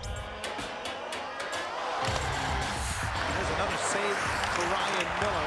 Oh, Miller somehow made the save again! Oh, Ryan Miller! Ryan Miller was a competitor and obviously was really good for a really long time. The winningest American-born goaltender in NHL history, Ryan Miller's extraordinary career included 3 seasons at Michigan State University. Right away, his freshman year, the way he played like a senior All-American. To come in as a freshman, win 16 games, splitting times with an All-American, and then you say, okay, how do you follow that up? And the next year, doubles those wins. You just see the improvement, you see the intensity, the competitiveness. He's got this look in his eyes, and when he's tracking the puck, he's got this focus that you don't really see in too many people. He has this intense focus about him. In his sophomore season, the East Lansing native recorded 31 victories, 10 shutouts, and a 1.33 goals against average, all while leading the Spartans to the Frozen Four. I just remember our team with him in goal just felt so confident. I think because he was so good, it actually really kind of permeated and affected the rest of the character of our team. For all of his accolades his sophomore year, Miller was awarded the Hobey Baker Memorial Award as the top NCAA hockey player. Anybody that wins the Hobey Baker, it sets you in a class apart. For a goaltender to take that award, I think means even more. A new career shutout leader. During the same time, Miller enjoyed similar success on the international stage with Team USA at the IIHF Men's World Championship from 2001 to 2003. Ryan and I were actually roommates in Finland at the World Championships for Team USA. For that being his first kind of real start with Team USA on that world stage was just the beginning of his start as one of the best American goaltenders to ever play the game. Originally selected in the 5th round by Buffalo in 1999, Miller joined the Sabres organization in 2002, quickly becoming a fixture in Buffalo's blue paint. A drive saved by Miller. In 11 seasons with the Sabres, Miller set the franchise record for most games as a netminder, as well as career wins and most wins in a single season. It was tough. I mean, as a shooter, and he just was that big, and he competed hard too. So he didn't give up on plays, on rebounds. It was always a challenge when you knew he was playing. At the top of his game, Ryan Miller was selected to Team USA for the 2010 Olympics, where he solidified his status as the best American goaltender. His play in that tournament was some of the best display of goaltending I've ever seen. I mean, the saves that he was making, you just kind of look at the guy next to you on the bench and amazed that he made the save. It was incredible.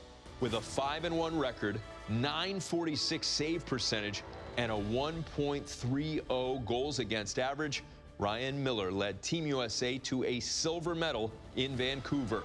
Certainly when you're playing against the best in the world, you got to be on top of your game, and I always feel like goaltending's got to give you a chance to be successful, and he certainly did that for the United States. Named the Olympic MVP, Miller's 2010 season included another prestigious honor. As that year's Vezina Trophy winner, Miller remains the only player ever to be named best goalie in the NCAA, the AHL, the Olympics, and the NHL. Through USA Hockey and through the National Hockey League and what he was able to do over the course of time and sustain the success that he did is a credit to him as a person. Miller played 4 more seasons with the Sabres, joining Team USA again in 2014 for the Olympic Winter Games before lacing up the skates with the St. Louis Blues and Vancouver Canucks. Way to go, Ryan Miller. The two-time All-Star finished his 18-year career with the Anaheim Ducks, retiring with the most wins ever by an American-born netminder. Congratulations to Ryan Miller. As a goaltender growing up in the United States, Ryan Miller was an idol of mine. He was one of the first U.S. goalies to pave the way. Endless compete level. It was so fun to watch, wherever he played. I learned a ton from him. Definitely want to continue that, competitiveness, the American grit. He's a class act. He battled every year regardless of the situation and delivered on all the expectations that were put there for him. So amazing career, and congratulations to him on being inducted. For Ryan to be elected to the U.S. Hockey Hall of Fame, I think is such a privilege and such an honor, something that's so befitting his career, what he's accomplished, not just on the ice, but off the ice, the way he's handled himself. And now, joining the list of immortals who have left an indelible mark on the game of hockey in the United States, please welcome Ryan Miller to the United States Hockey Hall of Fame.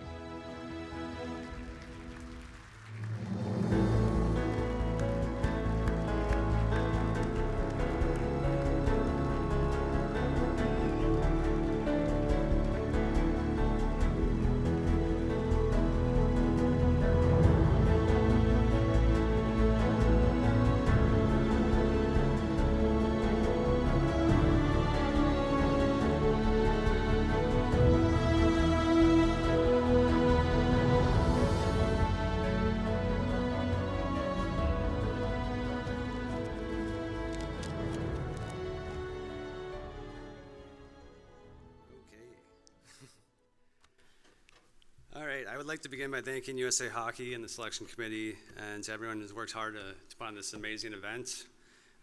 When Pat Kelleher called me with this news I would join this group, it was a very special moment.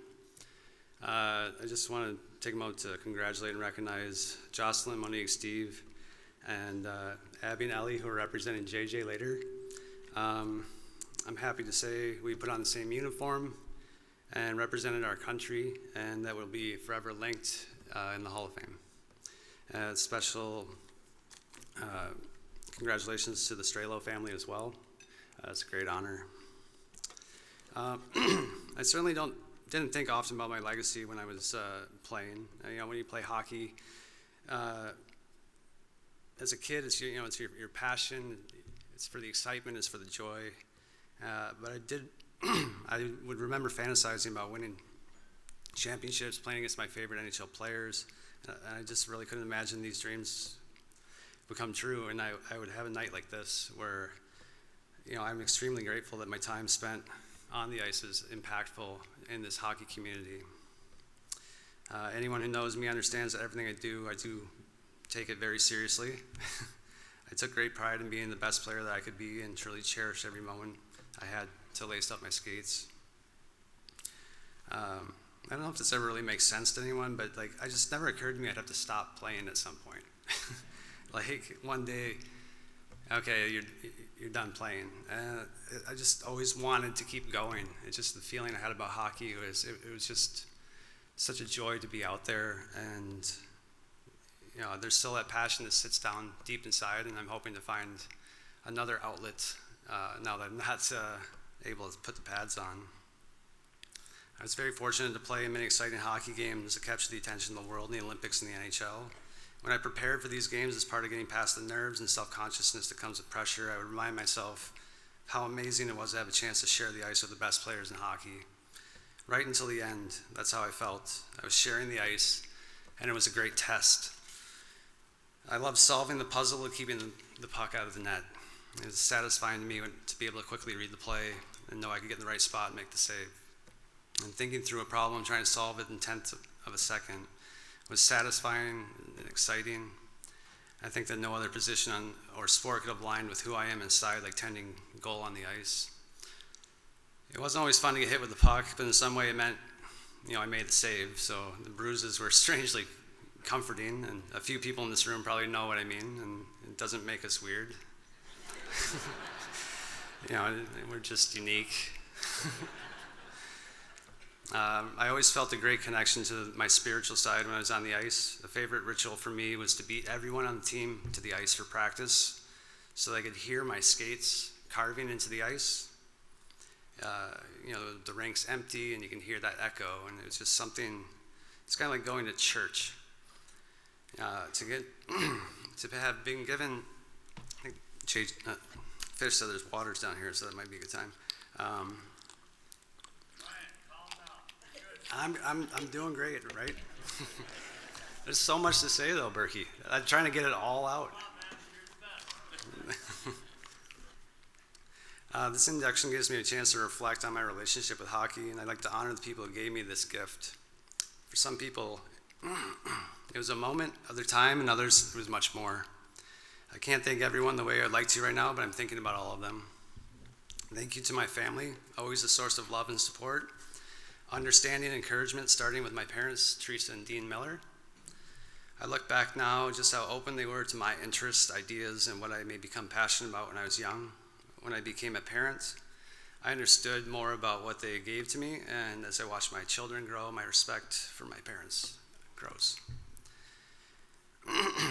Hockey plays a central role in the Miller family. When my grandfather Elwood changed his stars and left Saskatchewan for East Lansing, Michigan to play college hockey in the 50s, he set something in motion. My own father would follow along in the late 70s, and 10 of us would go on to play in the green and white jersey at Michigan State.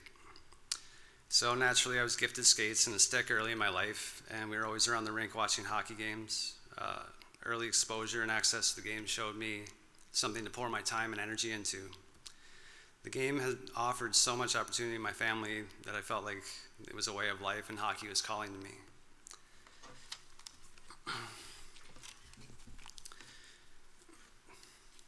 Sorry. My mother's no-quit attitude that surrounds her love and attention to her children served as great comfort to me. I saw in her someone who would make the most of any situation and push forward with enthusiasm. She would smile and make our days fun and interesting. My father's creative spirit and deep emotional connection to his family was perfect for a family of 4 kids, always taking the time to teach and talk about a moment of life and taking interest in our lives by showing up and being present with so much else going on around him. I'll always remember our long drives listening to classic rock. My siblings and I benefited greatly from the care and attention we were given, and I appreciate the love and support my parents set as an example, and I think it was carried on between the three brothers and a sister. As the oldest of the group, my head start in life made it so oftentimes the trips to rink didn't offer much for my siblings, other than getting cold. I look back now and remember watching my sister in the stands wrapped in a blanket, or my brother Bryce reading a book over in the corner. They didn't realize then, but they were doing something for me, and I do appreciate it. My brother Drew would share my love for the game, and he went on to have an amazing NHL career. Put his name on the Stanley Cup, which he likes to remind me of. I believe the fun we had and our shared passion for hockey is a key reason we found success. And we play the game together anytime, anywhere, and built a competitive nature between us. My early memories of the rink were of local coaches, rink managers, my teammates, along with their families. I spent a lot of time with my hockey buds, made lifelong relationships. I wouldn't be here today without that community that seems to grow out of every rink. People willing to do a little more so the kids can play. I try to remember this as I'm around the rink now with my son. My parents put a lot of faith in me when I was 16. I needed to leave home to continue playing hockey at a high level, and although it must have been difficult to see me go, they let me go to Sault Ste. Marie, Michigan, 5 hours north of my hometown. And I was lucky I had some friends come along, but it was a step away from home, and I think that a lot of us in hockey go through the same moment. I would like to say thank you to my billet families, the Riators, Blairs, and the Saruks, for making that transition a little bit easier. And in the Sioux, I was able to meet a main character in my story, Terry Barbeau. He's a goalie coach my first year up there, who's become a lifelong friend. I learned a lot about respecting the process of mastering the game, and enjoyed our time tidying up my game in the summers and spending a lot of time together on our working vacations. I was fortunate to come home to East Lansing and play at Michigan State University under Ron Mason, Dave McCall, and Tom Newton, who are here. 2 of them are here tonight, and some of the other Michigan State boys are here, so thank you for coming all the way. Growing up around Minn Arena and watched many great teams, and when I was proud to put on the green and white. While my time in the Sioux began to shape my game, MSU definitely began to shape my expectations. I began to believe I could play the game at a high level because we were a great team and I was contributing. To rise up and be recognized as the best player in college hockey, I started to think maybe I could keep advancing to the NHL. And I had been drafted just before my time at Michigan State. Dominic Hasek was a starter, and there were 2 first-round picks ahead of me with Buffalo. My future agent, Mike Liut, would help me navigate some of the business and politics at the time, and he was my agent my entire time. I'd like to thank him for his long conversations. I think my friends know that I can go on and on, but Mike can go even longer than me, so it was definitely appreciated. I think a lot of the GMs in here might also know that as well. When I made the jump to pro hockey, I felt a lot of expectation to quickly rise and take the place in the NHL, and it wouldn't be quite that easy. I learned a lot of lessons in 3 years about humility, patience, and dedication as I found my game in Rochester in the American Hockey League. During this moment, I met another central character in my story. Barbara Meyer would become my sports psychologist and help me refine my approach to the game. Her excitement and passion were contagious, and her support helped push me through, and I'm happy we're still great friends. When I was able to gain enough experience and confidence in line with the rise of a talented group of players in Buffalo, our core group was one of the best in hockey, and it was an exciting time in my career. I want to thank the Sabres organization for their belief that would span ownership, managers, coaches, and many wonderful teammates. Buffalo holds a special place in my heart and is an amazing place to play. Jim Corsi, our goalie coach, probably is the most positive man I've ever met. He gave me a belief in myself that I could be the best, and he would do it in Italian most of the time. And I just really appreciated his firmly rooted belief. It was unwavering. Moving on was not easy, but that's what happens in pro sports. I want to thank the St. Louis Blues, Vancouver Canucks, and Anaheim Ducks for allowing me to wear their jerseys. I enjoyed each city and the people at those stops. A special thanks to Corey Hirsch, Rolly Melanson, Dan Cloutier, and Sudzi Maharaj, who are my goalie coaches. I learned a lot from each of them.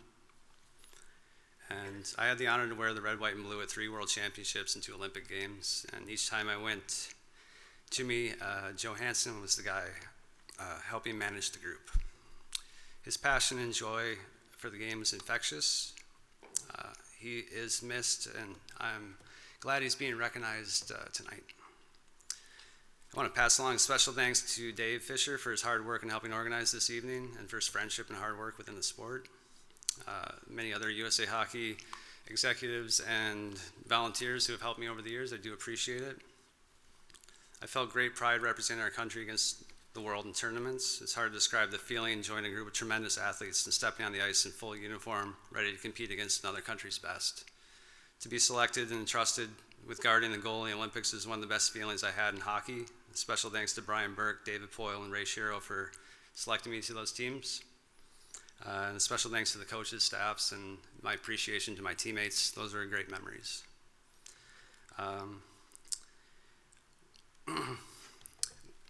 One sec, then I'll wrap it up.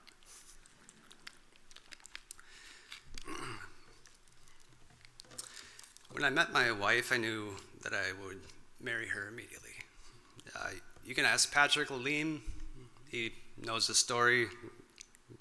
And it's true, I didn't know exactly what our life would look like, but I knew I had to find out.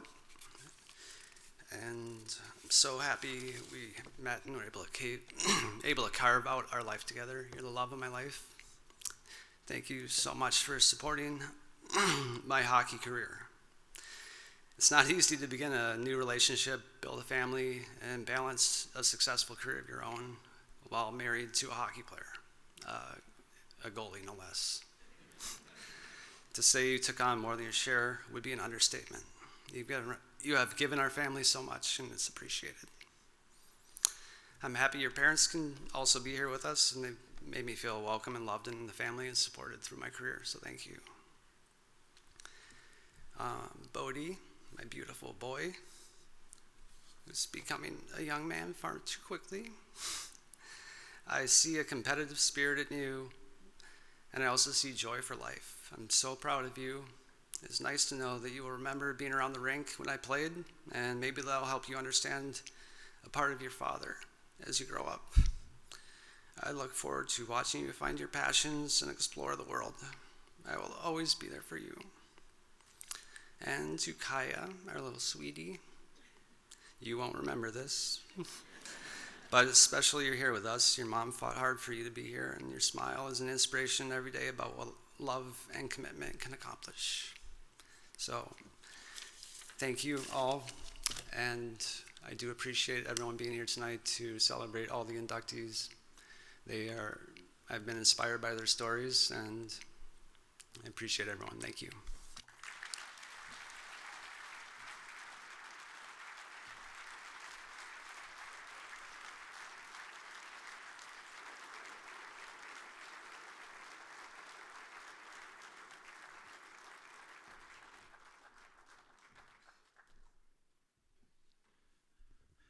Ryan, thank you so much, and I speak for all of us in saying how wonderful it was, what a great joy it was to watch you play with that great passion that you brought to the game. To help welcome our next enshrinee, Monique Lamoureux-Morando, to the hall, joining us on stage, and again, please hold your applause, from the class of 2013, sensational NHL player and the current general manager of the Minnesota Wild. Billy Guerin, if you'd come up, please. From the class of 2019, someone who has helped positively shape and influence the growth of the game in our country through his work at the Hall of Fame, his Hall of Fame career. We'd ask the Commissioner of the National Hockey League, Gary Bettman, if you'll come back on stage with us, please. And from the class of 1996, one of the finest blue liners you would ever want to see play this wonderful game of hockey, we welcome back Hall of Famer Reed Larson. Reed. And from the class of 2018, one of the game's most extraordinary players and currently an assistant women's ice hockey coach at her alma mater, the University of Minnesota, we welcome back Natalie Darwis. Natalie, if you'd come up, please.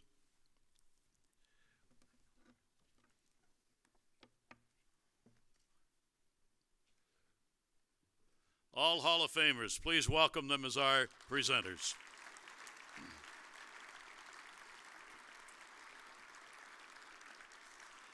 Now, if you would direct your attention to the screens as we celebrate the career of Monique Lamoureux-Morando.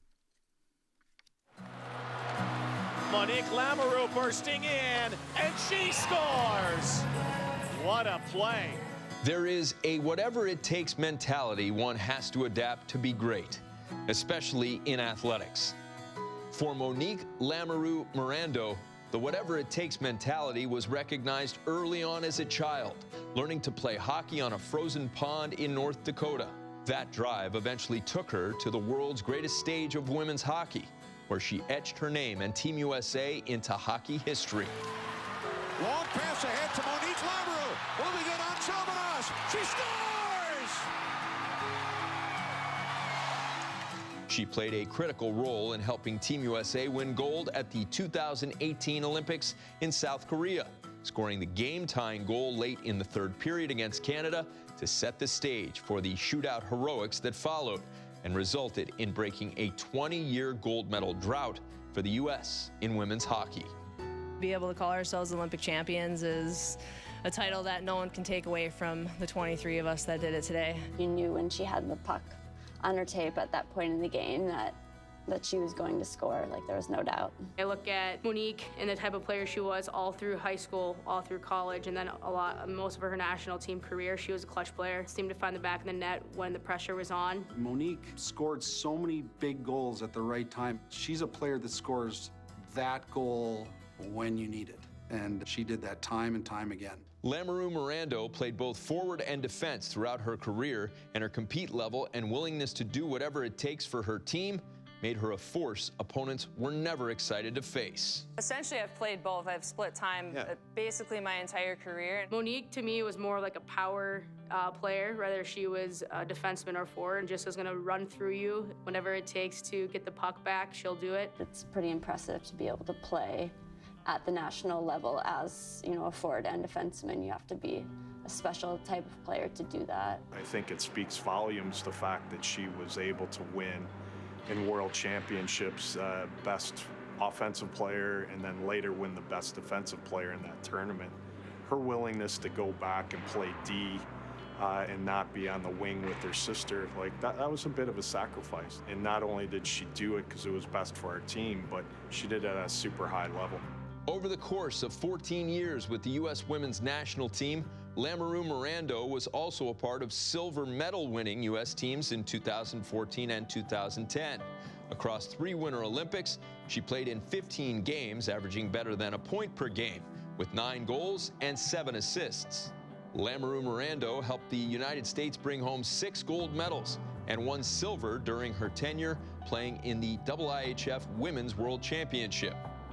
In 2011, she earned the Directorate Award as the top forward in the tournament. And in 33 career World Championship games, she notched 50 points, including 19 goals and 31 assists. And her 6 gold medals are tied for the 3rd most by a U.S. player in women's world's history. She represented the U.S. in 10 Four Nations Cup tournaments, earning 5 tournament titles. Lamoureux-Morando finished her U.S. women's national team career with 135 points, including 62 goals. Lamoureux, nice fake shot. She'll shoot and she'll score her 2nd. She was also a dynamic force as a college player as well, with 265 points in 149 games over 4 seasons. Her first campaign at Minnesota and final 3 seasons at North Dakota. She is the only player in NCAA history to ever earn All-American honors at 2 different positions in a career, including twice on defense and once at forward. Monique, one of the biggest competitors, so her legacy is going to be how hard she competes and how bad she wants to win. Monique's drive was never just left out on the ice between buzzers. In 2017, she and twin sister Jocelyne left no stone unturned as they advocated to move women's hockey forward. Both of them did far more for the game than just be on the ice, moving our women's game forward in a huge way. Both of them have embraced being role models. Their willingness to help the younger generation and show them what's possible. They're just special people all the way around. To be able to put women's hockey on that level, and it just hopefully grows the sport. For girls hockey specifically, to have such complete human beings as that, both as athletes, as women, it's going to be a long time before the hockey world sees that again, if ever. And now, joining the list of immortals who have left an indelible mark on the game of hockey in the United States, please welcome Monique Lamoureux-Morando to the United States Hockey Hall of Fame.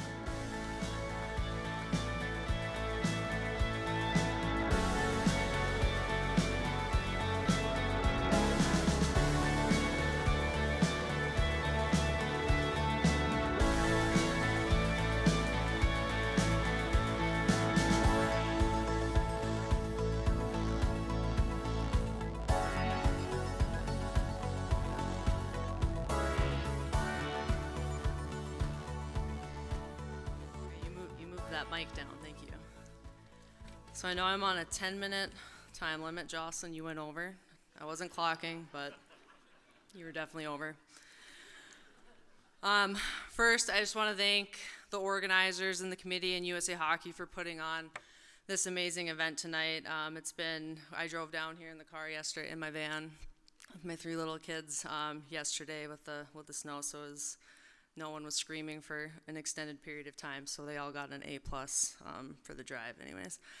I just want to say congrats to the other recipients. Ryan and Steve, you might not know, Goalie Nation holds a special place in Joss and I's heart, with our oldest brother being a goalie, our dad being a goalie, so Nicole and Rooney, you guys are here today, so just want to give a shout out to you because we love our goalies. And then a quick little story, Ryan, at the gold medal game in Vancouver. I know it didn't end the way you wanted it to, but I actually forgot my phone up in the third level, and I had to run back in and get it. And I was on my way back to get ready for closing ceremonies. I slipped and fell in some mud, and I sprained my ankle and had to wear a boot to closing ceremonies. So everybody thought I was playing hurt, and really I was just trying to hurry back from the game, and I fell and got my worst injury in some mud and was walking back crying because it hurt so bad. But Mom and Dad, I have 3 kids now, and I'm still trying to figure out how irresponsible it is to have 6 kids in 5.5 years. That line never gets old. I met one of my dad's old teammates a couple weeks ago, and he's like, Dad's not an intense guy at all, with pure sarcasm. I was like, you think? And a quick story, we were, it was after the Olympics, we were talking with one of our old Bantam coaches, and he was telling us how our dad almost got into like a little scuffle in beer league in the handshake line. And I was like, oh geez, what do you do this time? And I was like, well, was it in like November, December? And he was like, yeah, it was right before you guys were going to the Olympics. And I was like, it was a stressful time. Like he probably was a lot on his mind. He was hoping we were going to make the team. And so cut him a break for that one. And as Jocelyne mentioned, our mom, she ran marathons. She ran 25 marathons, just to clarify that. After having 6 kids and having 3 of my own now, I kind of understand why you ran so much, because you're probably just trying to keep your sanity with all the kids. But in all seriousness, though, Joss and I saw the work you put in day and day out, waking up at 5 a.m. to go run 10 miles. And some days, Joss and I would bike with her when it wasn't at 5 a.m., and she'd be running too far, so we'd turn around and bike home, because it was 10 miles was way too far for us, being young kids. And then our 4 brothers, Phil, who's a goalie, he's still playing in Austria. I think he's going on his 15th season playing there. He's 38 now and has outlasted all of us. But his attention to detail, to always get better mentally or physically every day, was something that I think really rubbed off on us, and something all 5 of us took note when he was playing at a young age. Our brother Jock, who's in Saudi Arabia right now on deployment, I would say his skill, his ability to find the back of the net was something that I think Joss and I took from him. And Pierre Paul, your tenacity and your grit, and then Mario, your leadership and your work around the net. Joss and I always say that we took the best parts of you and put it into us. And so I guess if you combine that, that makes us better than you guys. But then to bring that full circle, Jocelyne actually played goalie up until our Bantam year. So she was a goalie through Pee Wees and never practiced out. She was always practicing as a goalie. So I guess if you add that skill set to her plethora of skills, I guess that would technically make her a little bit better than me. But, so I'm going to quote Coach Stafford here from an article the other day I was reading, and he said, I think a lot of the times Monique got roped into the melees and scrums that Jocelyne started. And I showed it to Peter just a few minutes ago, and he goes, that is so true. So I would say that's probably a knock, so I guess that puts us at a tie still. But in all seriousness, I would not be here without you, and so I'm just going to leave it at that and not shed any tears yet anyways. But I just wanted to take a minute and thank the people that have been a part of our journey, a coach, a trainer, a staff member, a teammate.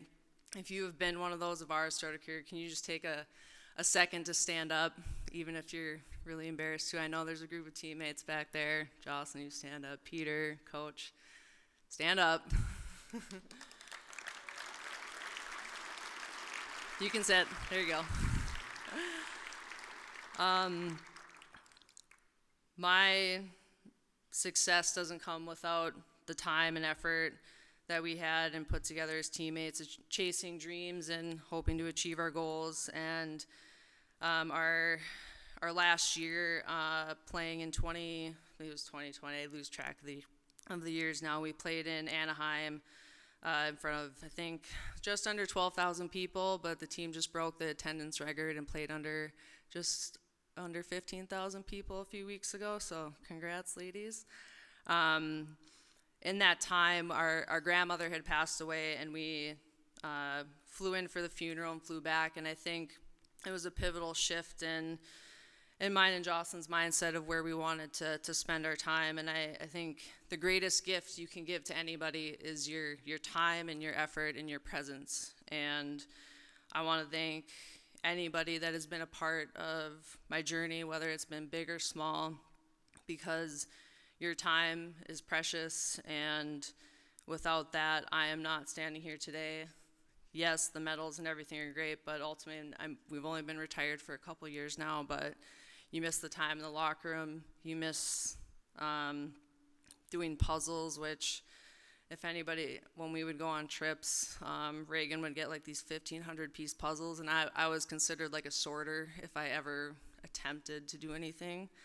So I'd sort like colors and find border pieces, and that was like the extent of my contribution. But my almost 4-year-old can do a 100-piece puzzle, so if you need help, he's your guy.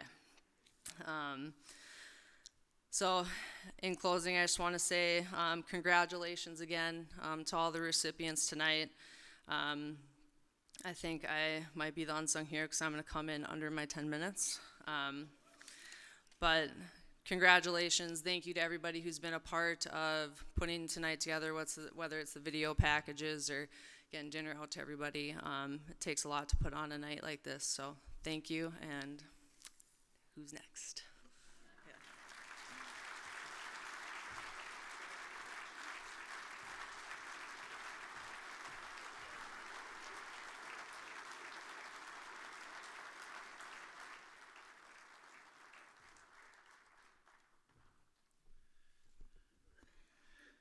Thank you, Monique. It's good to know that there was no competition between the twins, either then nor now. And there was 1:47 left, by the way. You win. And to help enshrine our final honoree, the late Jim Johannson, we are going to have these members of the Hall of Fame join us. And again, please hold your applause until they are all here. From the class of 2011, we knew him as the Ultimate Warrior, one of the most celebrated names in our sport, the great Chris Chelios. Chris, would you come up, please? From the class of 2020, the current head men's hockey coach at Wisconsin, and another NHL great, Tony Granato. From the class of 1998, one of the game's most iconic personalities, at 81 years young. Unfortunately, I got to do one of the boys' tournaments with him on TV. The one and only Lou Nanne. Lou, if you would come up, please. And what a treat to have with us from the class of 1990, not only a terrific player, but a dazzling career as a coach. And at 90 years young, still at it. Please give a warm welcome to Coach Ike Willard Keola. Ladies and gentlemen, all members of the Hall of Fame.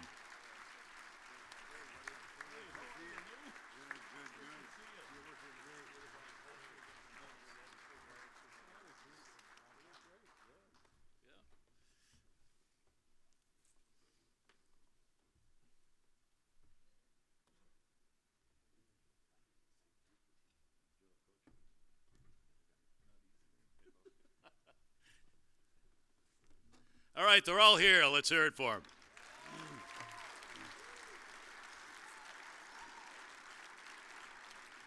Now I'd ask you to please take a look at the screens to learn about the Hall of Fame career of Jim Johannson.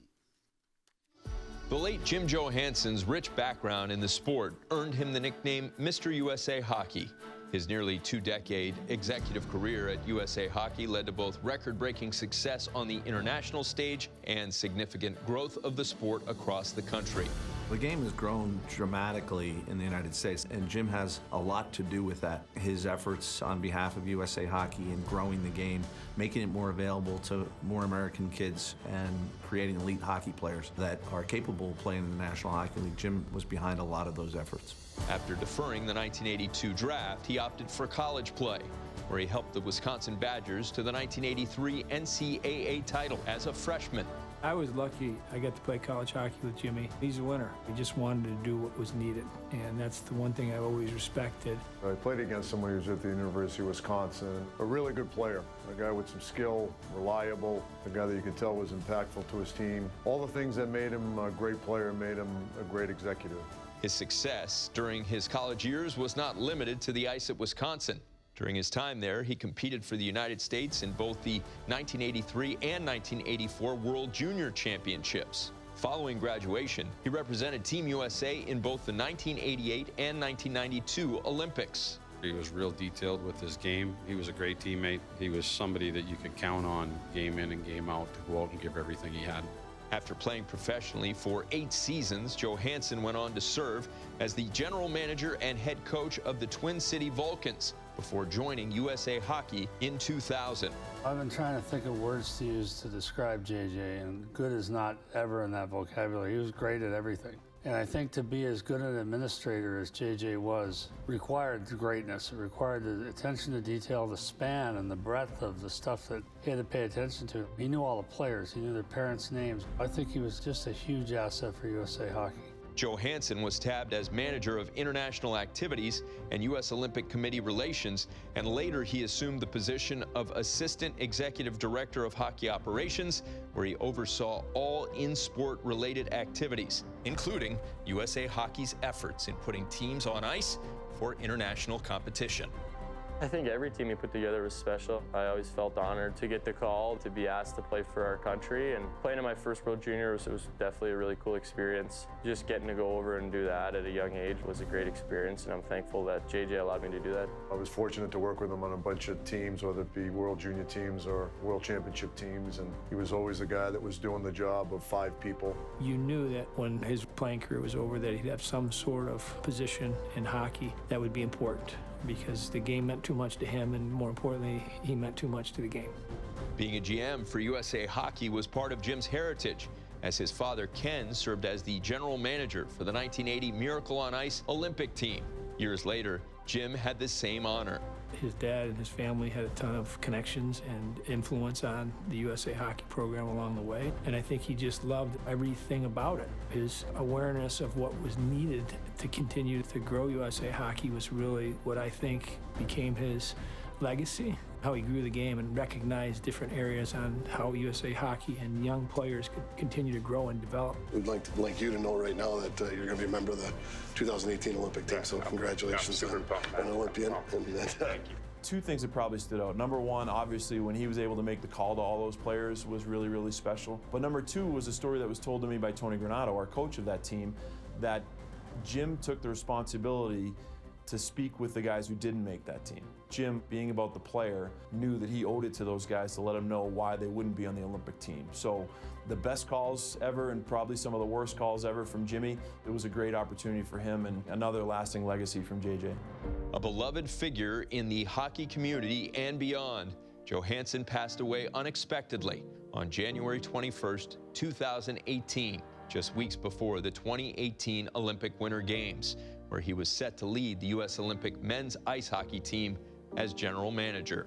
I think one of the reasons USA Hockey is where it is on the world stage has a huge part to do with Jimmy Johannson and his contributions. He touched everybody and reached everyone, and everyone loved him and respected him. I don't think he'll ever be forgotten. I think people will be talking many, many years from now and saying, you know, we've never had someone who did as much work and did it as well as JJ. And now, joining the list of immortals who have left an indelible mark on the game of hockey in the United States, please welcome Jim Johannson to the United States Hockey Hall of Fame. Representing Jim tonight is his wife, Abby.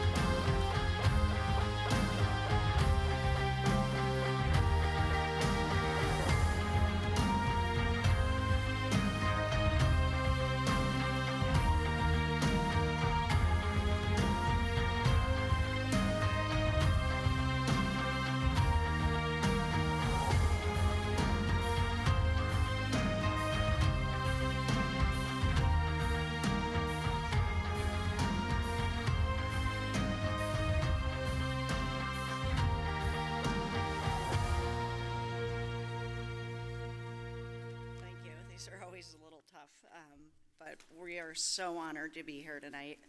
I would like to thank the U.S. Hockey Hall of Fame, USA Hockey, and JJ's friends, family, teammates, and colleagues who are here with us this evening to honor JJ. Ellie and I are so very pleased to be here. JJ was so proud to be Ellie's dad. It is befitting that we are in Minnesota, where JJ's hockey career began, having grown up just down the road in Rochester. I would like to recognize JJ's parents, Ken and Marietta Johannson, who I am sure are smiling down upon us this evening. For those of you who know the Johanssons, know of Ken's passions for hockey, having been a player and administrator himself. I would also like to recognize JJ's brother and sister, John and Judy, and their families who are here with us this evening. JJ and I first met at the 2002 Olympic Winter Games in Salt Lake City. It was not until 2005 that we started dating, but truth be told, from the very moment I met him, I knew JJ was special. JJ had a wonderful personality. He was genuine, selfless, and kind. JJ kept blank stationery and thank you notes in his car, just in case he needed them. That was JJ. He was always considerate, and for me, he was always there. JJ had a terrific sense of humor, a wonderful calmness about him, and everything he did with ease. This made everyone around him feel comfortable. Everyone JJ met was special to him, and JJ was a consummate teammate. These qualities are what made JJ such a terrific friend, husband, father, brother, uncle, and son. I believe these same qualities are what made him so successful as a hockey player. JJ loved every aspect of the game, in particular the lifelong relationships he built through hockey. He was energized by those around him. JJ loved putting a team on the ice, and every time he did, that was his favorite day of the year. Actually, every day of the year was JJ's favorite day of the year. He enjoyed life as much as he did hockey. We miss him every day, and we are so very proud of him. There are so many here this evening that played a special role in JJ's life, and I want you to know how important each of you are to him and our family. I'd now like to invite David Poyle to come say a few words, and thank you all for being here, and congratulations to the inductees this evening. All right, can you take it?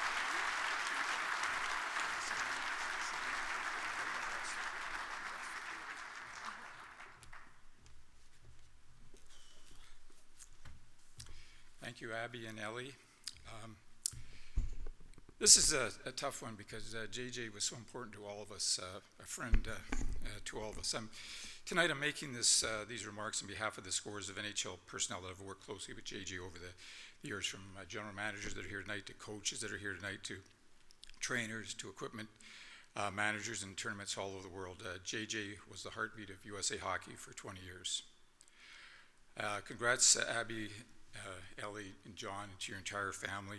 I think for an administrator to go into the Hockey Hall of Fame selection is a true family honor. To do the job that JJ did so well for so long, which is a lifestyle, requires support and sacrifice from his family. As just one example, well, many of us are opening our Christmas presents every December 25th. JJ was always away with representing our country, helping to prepare Team USA for the World's Junior. JJ's late dad, Ken, was a longtime A-House official, including serving as a GM of the U.S. national team in '79 and '80. And I think it was from his father that he learned the love of this sport and the satisfaction of the service of the game and the responsibility of giving back. And while he enters the hall for his contributions as administrator, JJ was a good hockey player in his own right. It's been said before, he was a member of 2 World Junior teams. I represented the U.S. in the '88-92 Olympics. He was an NCAA champion in Wisconsin in 1983. And as a professional player, he was part of 2 IHL Turner Cup championship teams. He was a team player, and he was a leader. He was the kind of guy every team needs to be successful. So from being around his father's teams and his playing experience, he knew what it took to build championships, and he knew what players, coaches, and management that was needed to be successful. When I was asked to serve as the GM of Team USA for the 1998 World Championships, I was honored, but I underestimated the task at hand and how much ground the U.S. needed to catch up to the rest of the hockey world. It was a struggle. Basically, we were begging the players in 1998 to play for the United States. let alone even think about trying to compete for medals. But thanks largely to JJ's efforts, I can proudly say nearly 25 years later, that is no longer the case. The USA Hockey is second to none worldwide. When JJ joined USA Hockey in the late 90s, he immediately got to work building up our national teams and facilities. JJ had a vision of what it would take for the US national teams to grow. It started with developing relationships across the hockey community, building up a database of players, elevating coaches within the national programs, and creating expectations of winning. He worked tirelessly to cultivate these relationships with people like Don Waddell, Brian Burke, who's here tonight, Ray Shiro, who's here tonight, others, including myself. It was JJ, along with Brian Burke, who created the NHL GM Advisory Committee, which was put in place to scout, manage, and assemble U.S. teams for Olympics and the World Championships. JJ recognized the national program success would only be possible by developing a pipeline of players and programs beginning at the grassroots level. He was instrumental in the dynamic growth and success of the U.S. national team development program in Plymouth, Michigan. As I said earlier, the records under JJ's direction are there for all to see. 64 medals, 34 gold, 19 silver, 11 bronze. And for someone like me, who was responsible for one NHL team where the majority of our team is in place from one year to the next, what is so amazing about JJ's work is that each of the teams was essentially put together for one tournament, and then the process started all over for the next year, as many players were only eligible for 1 or 2 years. To be so organized and knowledgeable about so many players, coaches, and staff is truly remarkable, but his impact was even greater than the statistics and the medals. During his time, no one was more passionate about U.S. hockey than Jim Johannson. Not only did he know every player in the U.S. system, he cared about each and every one, and the players' families as well. He developed relationships with coaches, trainers, equipment people, support staff that all played such crucial roles in team development and success. If you went to one of the tournaments, it was not unusual to see JJ helping hang equipment or place signage on the walls to make it a true U.S. locker room. He would then help with distribution of USA hats, shirts, not only to players but to their families, so they could represent the team and the country as well. No logistical detail was too small for JJ to address. Transportation, hotels, equipment, you name it. He saw to it that everything was covered so that the players could focus on competing. And during Jim's time, Team USA went from a participant in these tournaments to a perennial contender and favorite. All the while, Jim did this with professionalism, attention to detail, and a warm personality that made him everyone's best friend. So it should surprise no one that JJ could tell stories with the best of them, and he would often be the last person you might see at night before going to bed. And then, if you were an early riser, JJ would surely be the first person you would see bright and cheery at breakfast. I don't know how he did it, but it was amazing. JJ was just a special guy. I just consider it a privilege to work for USA Hockey, a privilege to work with JJ in all these years, along with Brian, Ray, and other general managers. It wasn't work, it was fun. I think of all the times that we were together, it was just fun. I mean, it was just contagious how he could get you to laugh all the time. It was nothing better. Some of the best years in my life. Shout out up there to table 31, Bobby Webster and Stan Wong, trainers, equipment managers.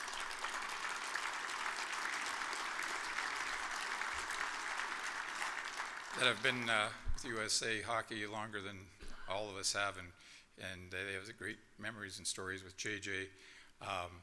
Don Waddell can't be here tonight. I asked him if he had any JJ stories. He said, yeah, tell everybody that JJ and he were big sauna guys. So they travel the world going to saunas at these tournaments and drinking red wine. I hope that's not offensive to anybody or crosses any line, but that's what they did. Berkey gave me a lot of stories, but I can't tell any of them. You knew that, and Ray, I'll have to get back to you on that. But Abby, you mean so much in all of our lives. Elizabeth and I were at your wedding. Unfortunately, we were at JJ's funeral. I had an accident before Sochi.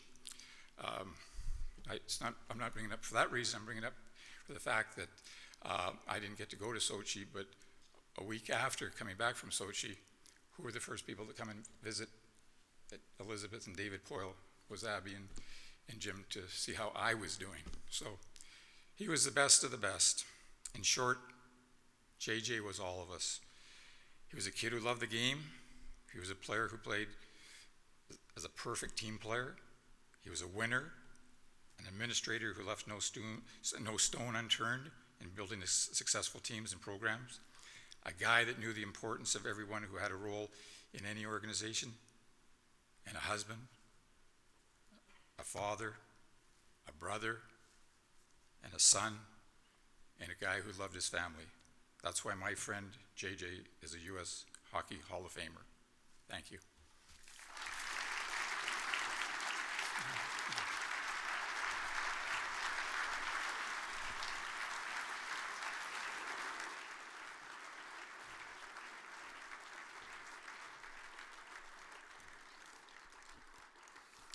Abby and David, thank you so much. Certainly thoughts that show how many people JJ touched around the world. Pretty amazing. Well, as we put the finishing touches on a spectacular night here tonight, I would like to ask the members of the class of 2022 if you would come back on stage, please, a final time together. We could get Steve, Ryan, Monique, Jocelyne, Abby. If you'd come back up on stage, please.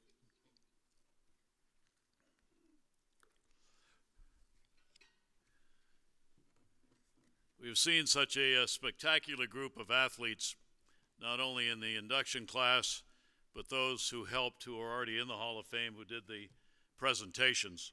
Pretty spectacular group in relationship to hockey. Here's your class 2022.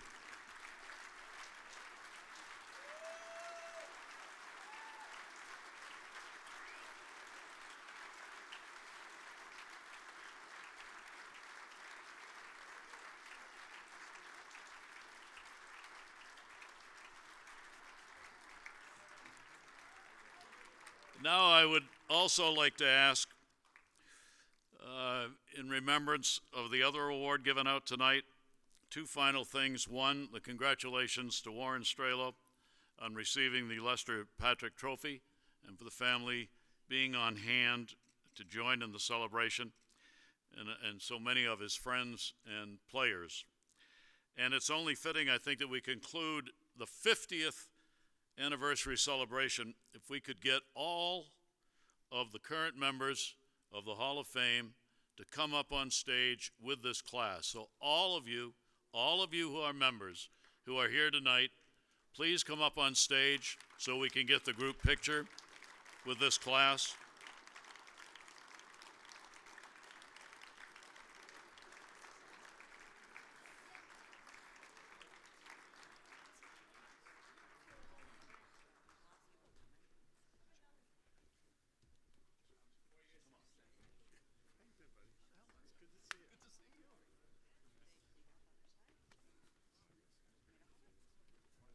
If we could get the current class out front.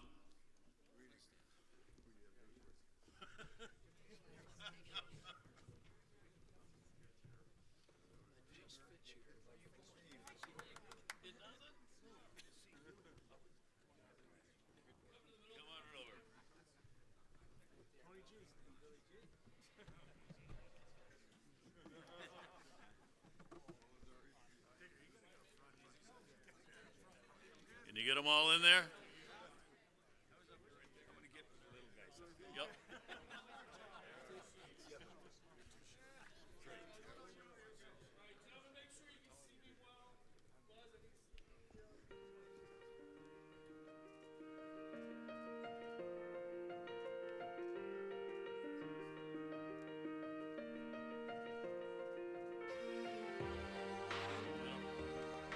How about a great hand? Hall of Fame. Ladies and gentlemen, thank you so much. It's great to be a part of this. I love sharing it with you. Thank you for being here tonight on a very special occasion. Hope you enjoyed this great evening. Thank you, and be safe. You can beat the clock, you can move a mountain, you can break rocks, you can be a master. Don't wait for luck. Dedicate yourself and you go find yourself.